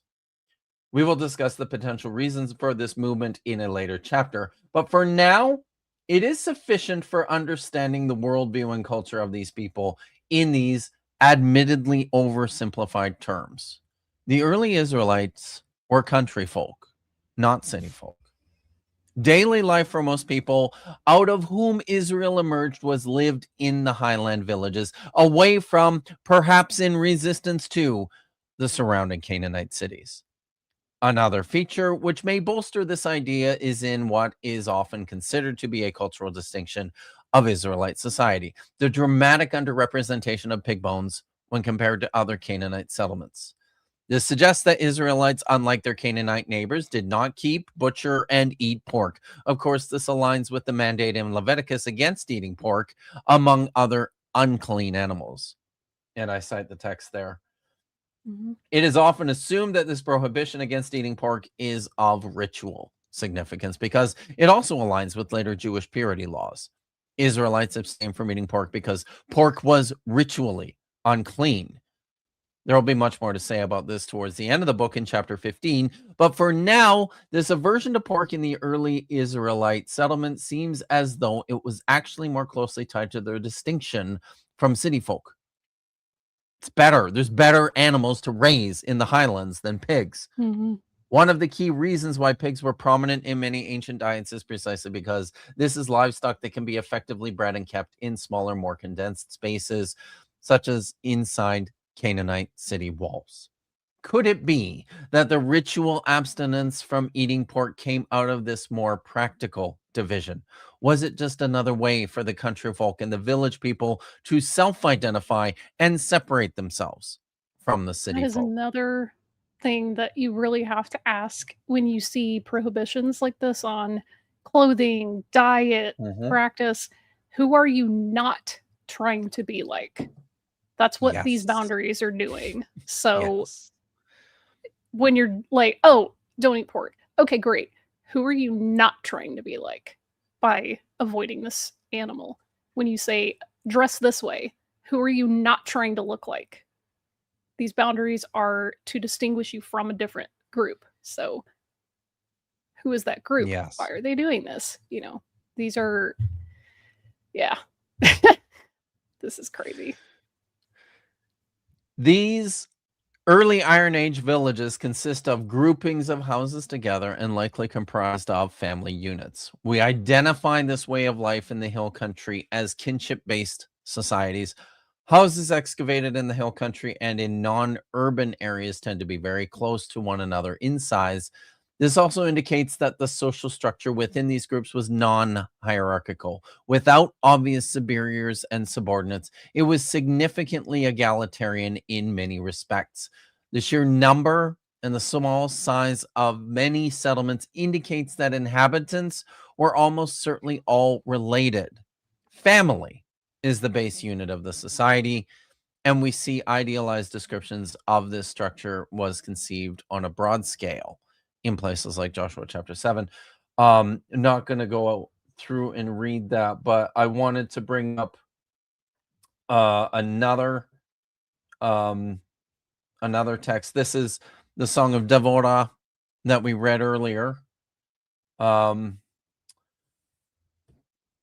As briefly mentioned in chapter 2, there is an interesting correspondence of settlement patterns in the Levant during the Bronze Age collapse. The beginnings of what we come to know as Israel occurs in a growing migration away from the Canaanite cities and into the Judean highlands. Texts like Judges 5 seem to reflect a violent uprising. Could this have played a role in the movement to get out of the cities that appeared behind many of these ancient texts? There are problems with both this peasant revolt model and Gottwald's gradual social reform model, which we won't take the time to get into. Although, while flawed, these big ideas likely depict a more or less accurate social and historical picture of the early Israelites. As Mendenhall and Gottwald have argued, the Israelites were, if not Canaanites, then at least part of the local population. The consensus is now that the Israel of history began as a society of highland farmers who, for fairly typical reasons and according to fairly typical processes, pooling of economic resources, exchanging goods, intermarrying, came to share a sense of common ethnicity. As these things go, there is unsurprisingly more nuance to these questions, and there are traditions within the Hebrew Bible that hint at a more complex picture of Israel's origins. On the one hand, we have very early echoes of the highland migrations, possibly through conflict with the city rulers. However, we must be careful to avoid overreading these patterns. No complete break connected to the newly developed village culture can be interpreted ethnically in the sense of an opposition between Canaan and Israel. There was no change of language or dialect, at least as far as discernible. Utilitarian pottery and architecture were subject to functional changes, but were still in continuity with the late Bronze Age. Funeral rites hardly changed. The religion of the early Israelites was not fundamentally different from Canaanite religion. However, its system of symbols was far more oriented toward the immediate needs of the farmers of the hill country. The transition between late Bronze Age urban society and early Iron Age village society was economically, culturally, and socially much more fluid than is often assumed. There are also texts which seem to point to multiple sources of the emergence of various peoples as a distinct people group. So that's just basically my summary of what a lot of the archaeologists are saying about this situation, in that it's complicated. There's all sorts of. I've got a few more things. Let me grab what I have next. History here. So is that was messy. It's messy. Let's go now to Anne Killebrew and her summary of the situation here on page 155. The archaeological. I have this highlighted here at the bottom. The archaeological evidence, though fragmentary, contributes to our understanding of the longer-term history of processual change over time, as well as the shorter-term historically specific context of the 13th and 11th centuries BCE. Of special relevance to this discussion are the excavations and surveys conducted during the past 30 years in the Central Hill Country of Israel and the Transjordan Highlands. surveys of preliminary attempts to analyze the results within the framework of the broader field of landscape archaeology have transformed our understanding of the textual evidence related to Israel's emergence. This evidence shows a notable shift in settlement patterns throughout much of Canaan that occurred during the course of the late 13th through 11th centuries. These far-reaching structural changes corresponded to the region-wide fragmentation and dislocation of peoples that characterized the collapse of the late Bronze Age world of empires and international connections in the Eastern Mediterranean. Following centuries of declining sedentary populations, increasing social and economic popularization, and deteriorating conditions in late Bronze Age city-states and in the countryside, dozens of small hamlets and villages appeared over the course of 2 centuries. That's the other thing. Michael talks about this explosion of highland settlements out of nowhere, as if it all happened like on the same day or even the same year or the same decade. And that is not what archaeologists are talking about. His chart showed a line, and over the span of like 100 years, it stays flat and then just zoops up. And I'm like, that's not how this worked. It would have been an incline. It wouldn't have just been like an almost vertical freaking increase. It's something that changes over a longer period of time. One of the reasons why that looks so as sharp as it does is because he's got the time scale. It's like he's looking at a period on that chart of like 1500 years, right? Yeah. So of course that 150-year period is going to look like this. But it's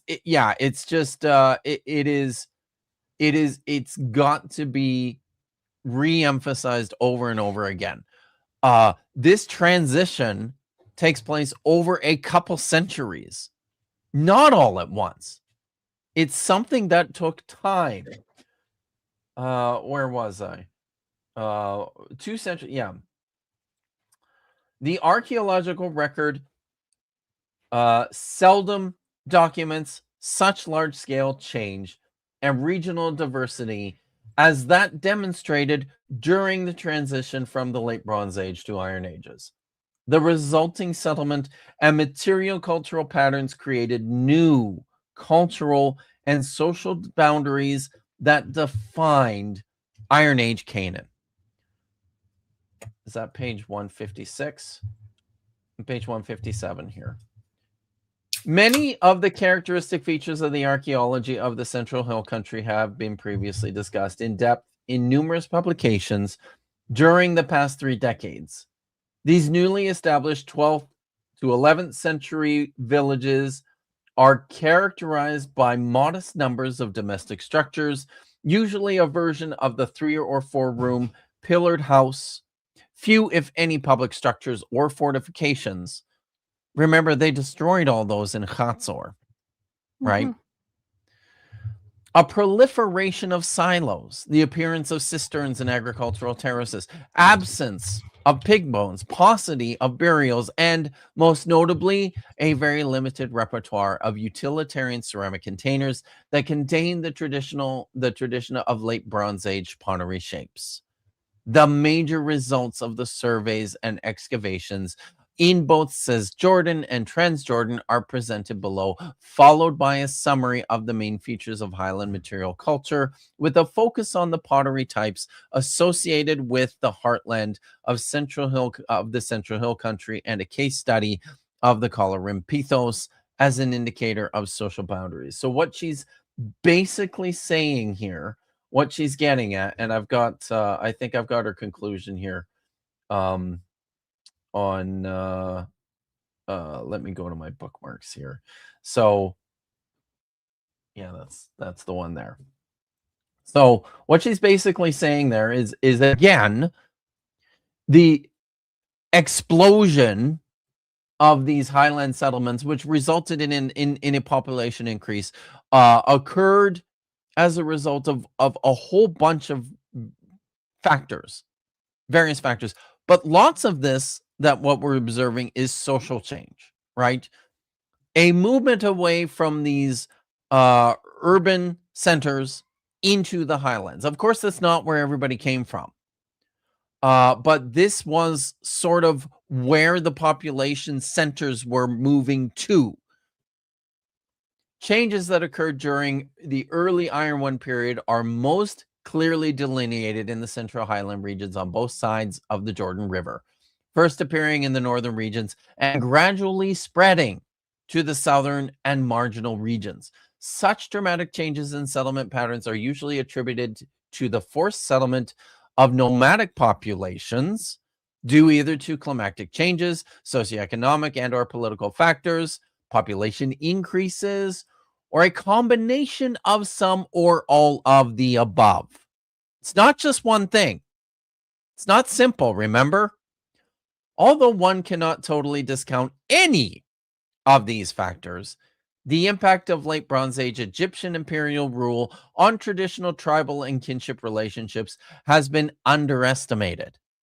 The increasing settlement population in the Central Hill Country during the Iron One, which reached its peak only during the 11th century BCE, corresponded to Egyptian retreat from the Jordan Valley administrative and military strongholds, such as Beth Sha'an and Sa'idia, sometime during the second half of the 12th century BCE. The weakening of Egyptian influence and the coinciding deterioration of late Bronze Age urban centers gradually removed restrictions and control over indigenous populations and permitted the increase of population movements and contacts between Cisjordan and Transjordan. Egyptian imperialistic activities in the Jordan Valley and efforts to impose order on these diverse and fractious Canaanite populations should be seen as a short-term interruption of long-term, millennia-long, traditional tribal or clan relations and contacts between highland regions of both sides of the Jordan River. So not only is it complicated, something that's completely overlooked here is the results of the diminishment of the Egyptian hegemony in the period at this time. You'll forget, we talked about that in the very first video that we made, the video response that Vish and I did to this lecture of Michael's. You'll remember that we talked about how Egypt effectively lost control of Canaan at the end of at the end of the Bronze Age, and they controlled the area, which is part of why it made absolutely no sense for the Israelites to flee Egypt into, you know, the region dominated by the garrisons of the Egyptians. Like, it's just that's not what happened, because Egypt was in firm control of the area at the time of the 13th century BCE, but that diminished to the point that by the 11th century, when we see these highland settlements start to peak in size and number, Egypt's no longer a factor, or at least not a significant factor in the area. It's something that's overlooked. So I have a couple more here. Christian Frevel, in his History of Ancient Israel, on page 94, says this: at first glance, the settlement patterns between late Bronze Age to the Iron Age give the impression that a complete change occurred. The published survey data report that the number of settlements in the highlands increased approximately 500% between the late Bronze Age, from 61, and the Iron Age to 334. Furthermore, the changed settlement pattern was not only accompanied by a demographic rise of settled people, but also included technological and architectural changes. While all of this points towards a radical change, things are not straightforward. There was continuity, change, and regional diversity. The northern cluster of the new settlements evinces much more continuity with the city culture than the cluster of new farmsteads in the Sumerian hill country, which were almost entirely new. The Iron Age 1 was a transitional period between the urban cultures in the Bronze Age and those in the Iron Age 2.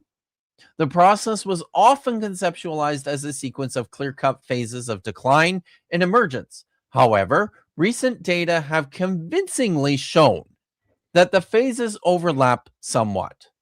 The late Bronze Age city-states continued for a while during the process of decline and coexisted with the developing new settlement patterns.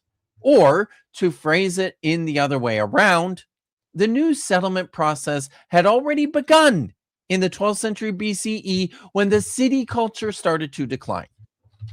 When the peak of settlement waves was reached in the 11th century, the decline still continued and the waves of settlement extended into the 10th century BCE. Despite the changed settlement pattern, the early Iron Age village culture cannot be described in complete discontinuity with the late Bronze Age urban culture. It is true that luxury goods such as ivory, jewelry, and valuable ceramics, as well as the late Bronze Age cylinder seals, were no longer produced. For example, the material culture is characterized by significantly lower quality.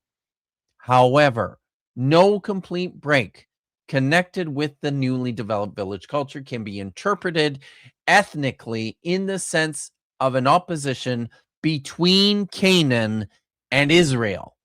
There was no change of language or dialect, at least as far as discernible. Utilitarian pottery and architecture were subject to functional changes, but were still in continuity with the late Bronze Age. Funeral rites hardly changed. The religion of the early Israelites was not fundamentally different from Canaanite religion. However, its system of symbols was far more oriented towards the immediate needs of farmers of the hill country. The transition between the late Bronze Age early urban society and Iron Age Israel village society was economically, culturally, and socially much more fluid than often assumed. This also brings the biblical portrayal of a clear contrast between late Bronze Age Canaan with early Iron Age Israel into question. While the late Bronze Age urban culture was characterized by a division of labor and achieving economic growth, trade, and crafts, village culture functioned as a subsistence economy, characterized by the bartering of natural products. This was due to the relatively low level of social stratification in village culture. That is, there were only minor differences in status and hardly any elite or economically distinct classes within society. Scholarship, therefore, often refers to the early Iron One social structure as an egalitarian tribal society. It should not be overlooked, however, that craftsmen were also needed in the early Iron Age contexts, and perhaps apart from long-distance trade, trade was also conducted.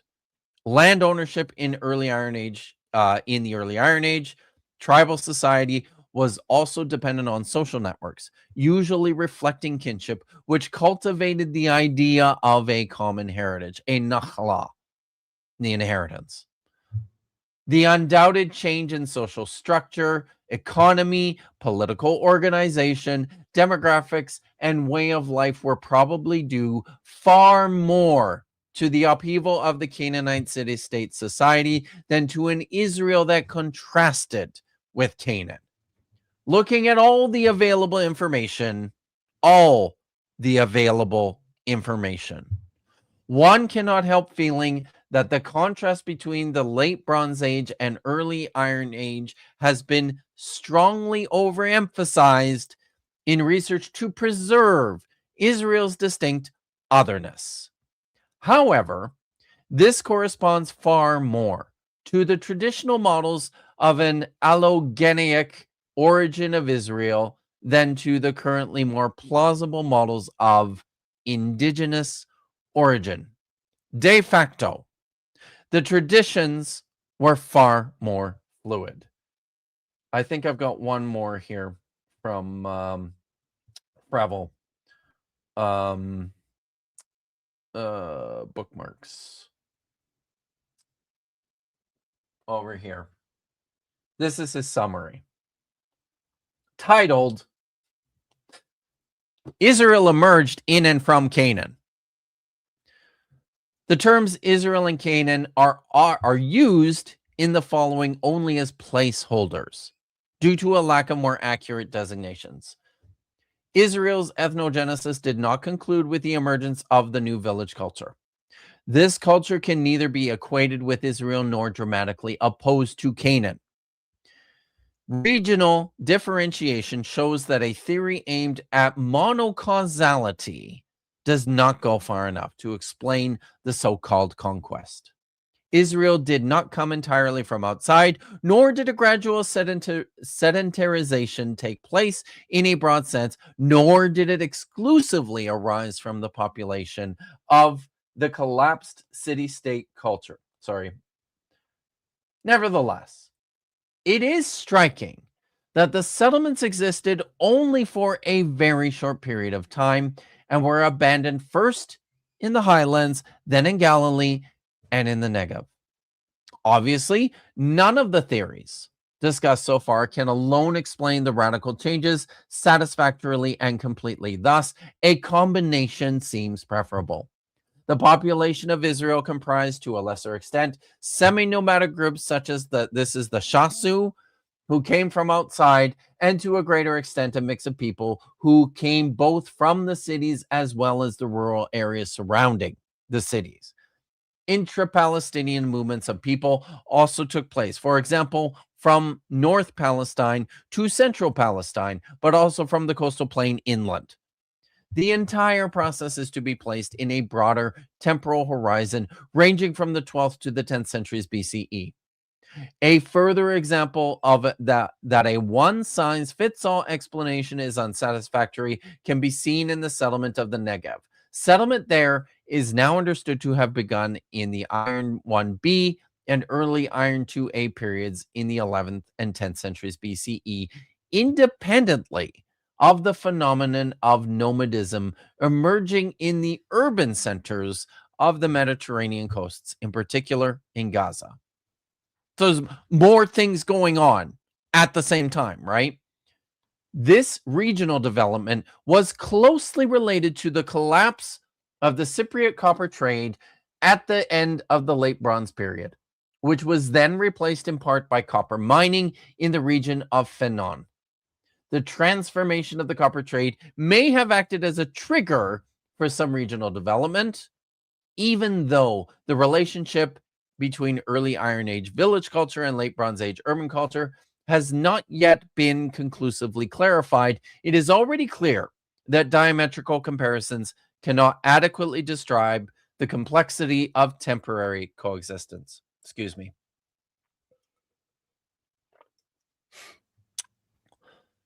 All in all, for the so-called conquest, a predominantly peaceful coexistence with the rest of the urban culture and an interest in joint development offers a much more accurate description of the process than competition and displacement. This is true both chronologically and culturally. A large part of social, religious, cultural, and economic life was more or less continuous during and beyond the Late Bronze Age. Israel developed to a large extent in and from Canaan, not against or by the destruction of Canaan. An ethnically closed group named Israel cannot be detected in the Iron One period. At present, the question as to when the Proto-Israelites understood and described themselves as Israel cannot be answered with certainty from an historical standpoint, not even with the Merneptah Stele, which is from the 1100s. Neither can an inseparable connection be established from the 13th century BCE, when the Israel of the Stele, nor the seamless continuity. Sorry, I said 1100s, I meant 1200s. From Israel of the 11th century BCE to the Israel that is extra-biblically tangible as a political entity beginning in the 9th century BCE. So that was a lot, but importantly, it's all saying essentially the same thing, right? The Israelites were Canaanites.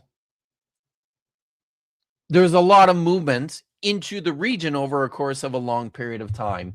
But importantly, the people who were there were always there and continued to be there. There was an obvious movement away from urban culture to this new village culture in the highlands that coincided with the deterioration and the decline of urban culture that wasn't just happening in Canaan either, by the way. This was happening all across the Mediterranean, in just about every place except probably Egypt. Egypt was sufficiently isolated enough from the rest of the Mediterranean that there's a stronger sense of continuity within Egypt than in these other places. But what's happening in Canaan is happening in a lot of places. It's not special. It's not unusual. It's not unique. And it absolutely does not indicate that Israelites are coming in, destroying cities, and setting up in the area from the outside. It's just not what's happening. I mean, that's basically the end of Michael's presentation. There's a Q&A which follows. There's maybe a couple of interesting things in there. I don't know how much. How are you feeling, Vish? Do you want to it's 4:30. We've been going for like 2.5 hours. I've just been looking up various significant volcanic eruptions over the last several thousand years. Fun. And yeah, it turns out that like in the early 1800s, when we get like the year without a summer and things like that, the conditions in the Northeast of the United States were so bad that a bunch of people, like tens of thousands of families apparently, like depopulated Vermont and moved to the Midwest where it was a little bit warmer. And this is like when Indiana and Illinois became states. And also apparently this is like when Joseph Smith's family left Vermont and moved to New York. And that's like one of the knock-on effects of him going on to found the LDS Church. Yeah. Look at that, eh? So yeah, it's that, and like looking up Mount Tambora, Mount Pinatubo, Krakatoa, all these different historical eruptions like Hekla, which would have happened around the time of the Bronze Age collapse. Like these are effects that when the temperature drops and your crops start failing, you get the heck out of Dodge and you try to find some place where your plants will grow. It's better to live, So, right? This is one of those things where people are like, oh my God, there's a new strain of disease happening or a new wave of cholera or something that happens. And it's like, we got to get out of here. So when you see, these large scale depopulations or a collapse or an influx of people, start looking at like nature. It's not just warfare. It's not just socio-political upheaval, because those things are often directly related to food scarcity. So, there were famous like food riots in France and Germany, also people fleeing Wales to get food. So these things tend to go hand in hand. And I suspect that, there's like a band of volcanoes around the Aegean that may or may not have erupted around that time. And these things completely upend a lot of your society. So you want to see collapse and chaos, mess with the food supply. That'll do it, right? And that makes sense. Like if you live in a city and food scarcity is a thing, you're going to start moving out into the middle of nowhere where you can grow your own food and farm your own animals, right? Like this is a lot of what the right-wing prepper culture does. They're like, oh, well, when the government takes over and society collapses, and they live out in the middle of Lake Montana on a ranch and they store food and they learn how to do canning and all the stuff. That's a natural human reaction. You can live in cities when you have a lot of resources, but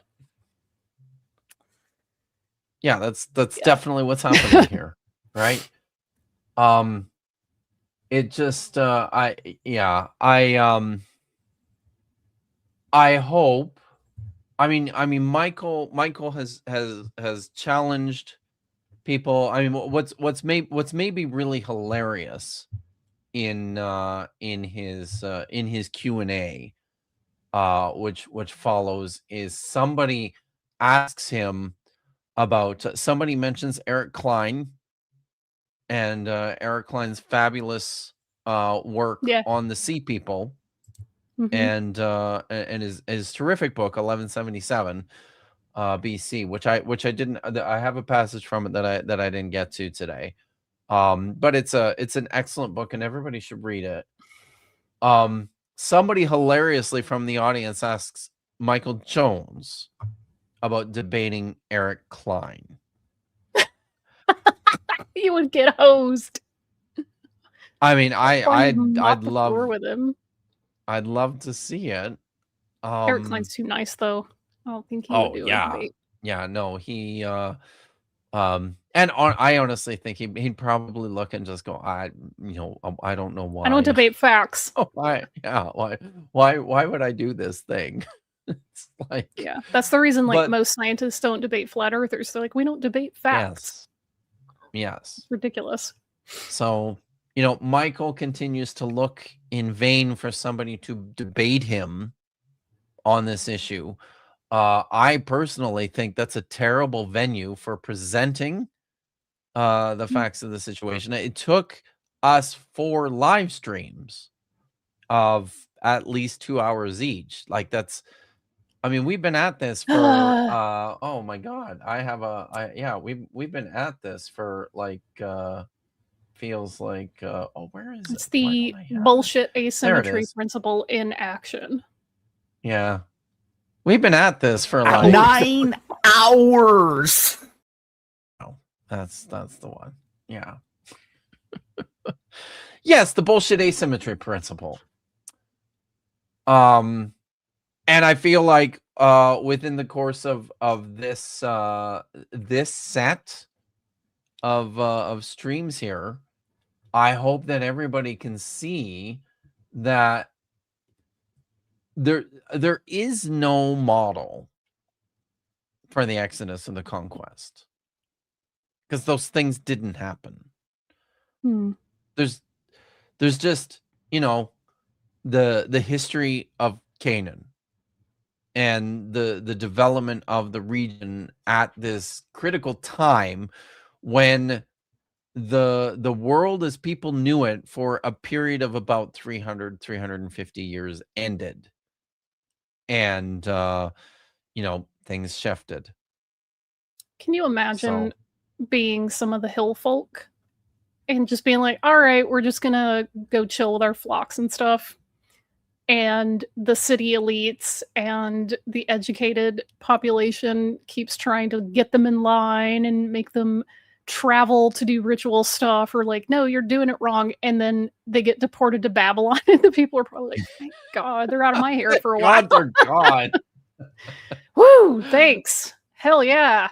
And then, however many years later they come back and it's like, son of a bitch. Oh God, it's even worse than before. These assholes Again, telling me I can't worship in Shiloh and Bethel and all my, hill country places. All my hilltop shrines, they're not fancy enough for Yahweh anymore. What are you talking about? You want me to go all the way down to Jerusalem? Do you have any idea how far that is? Freaking schlep all the way down there. You gotta be kidding. Nuts.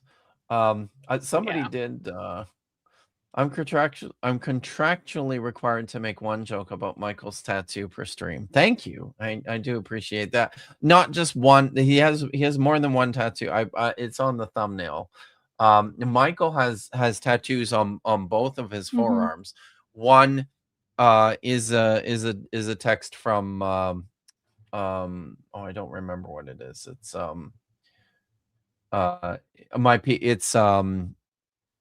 it's my people die for lack of knowledge. What is that? Wow, that's ironic.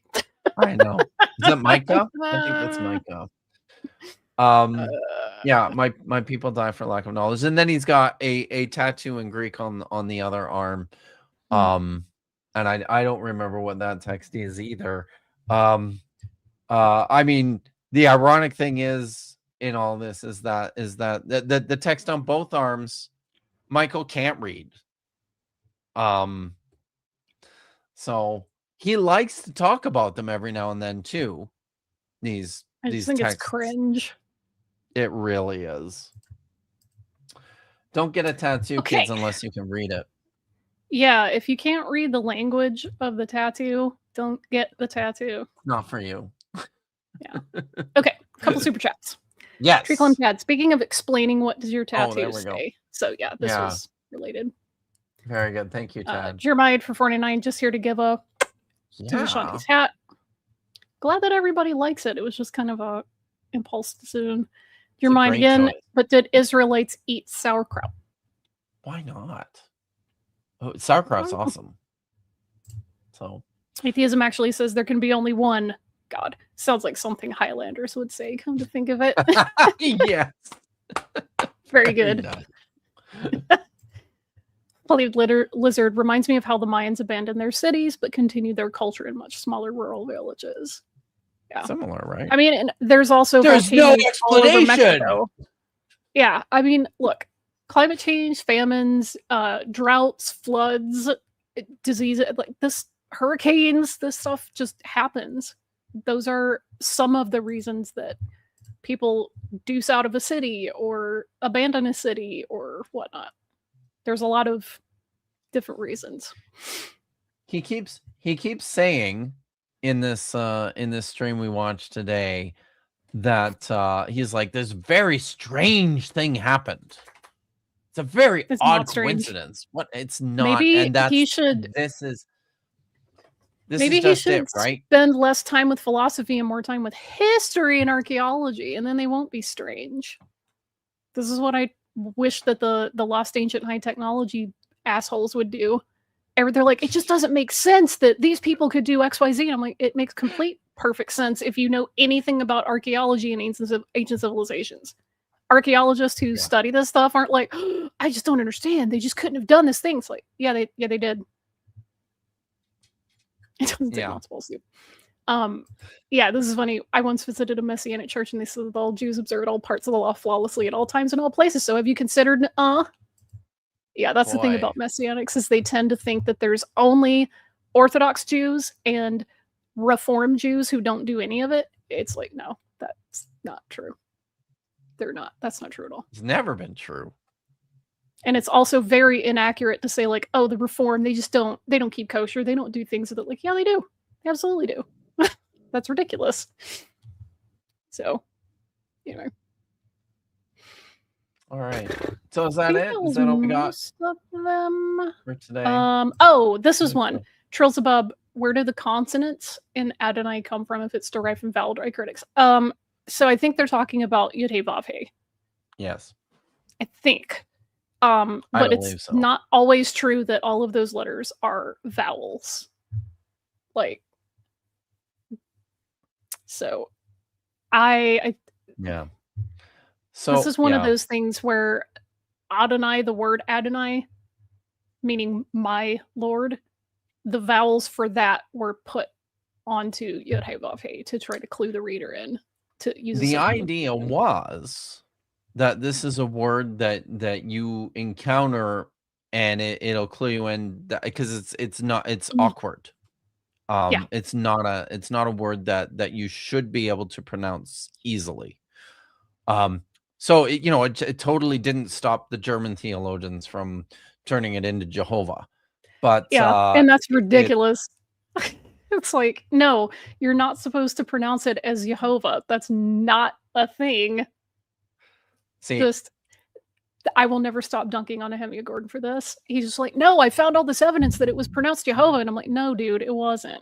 Like, we find Greek coins where Yao is like the first syllable preserved. So this is the whole thing. I don't really care. I get very frustrated at people who do stupid things. I feel like this just reminds me of one of my favorite scenes in one of my favorite movies, Indiana Jones and the Last Crusade, Mhm. And I write. Yeah. So I've got a discussion of the name Yahweh in my book, in chapter 6, and maybe this is a good way to take us out today, because I want to read this little bit here. Real quick before you do. It's reform Jews, not reformed. That is an important distinction to make. It's the reform movement, not reformed. Right. That's a Christian thing. So, okay. It's good. Proceed. So, yeah, so this is, yeah, it's one of my favorite little parts from Indiana Jones and the Last Crusade. The third installment of the Indiana Jones film franchise premiered in the late spring of my grade 10 year.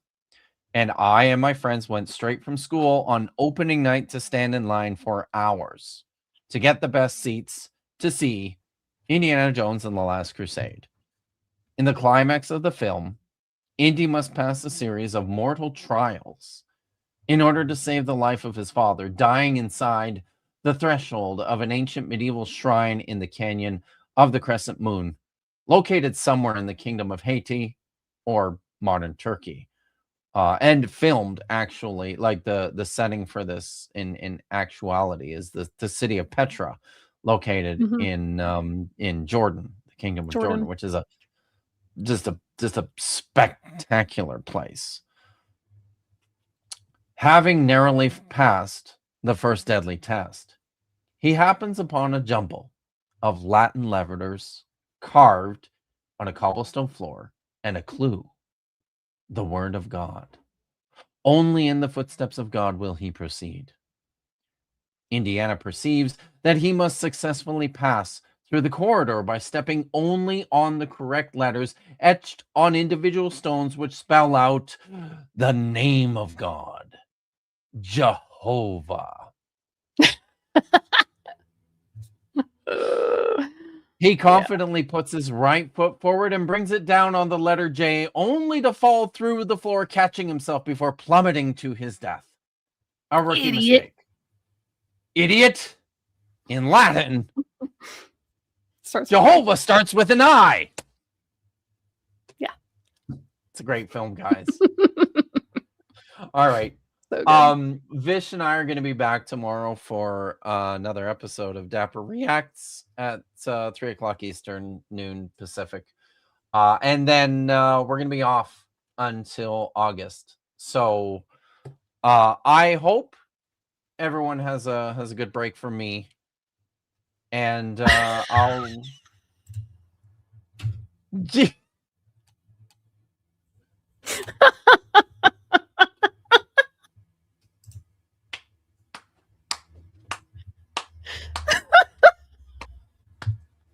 So good. Very good. It's so much. I love you guys. I'm going to miss you because I love you so much. So be good. Stay safe. Be excellent to each other. Hallelujah, Ratma. That was fantastic. And as always, Ha Tikva.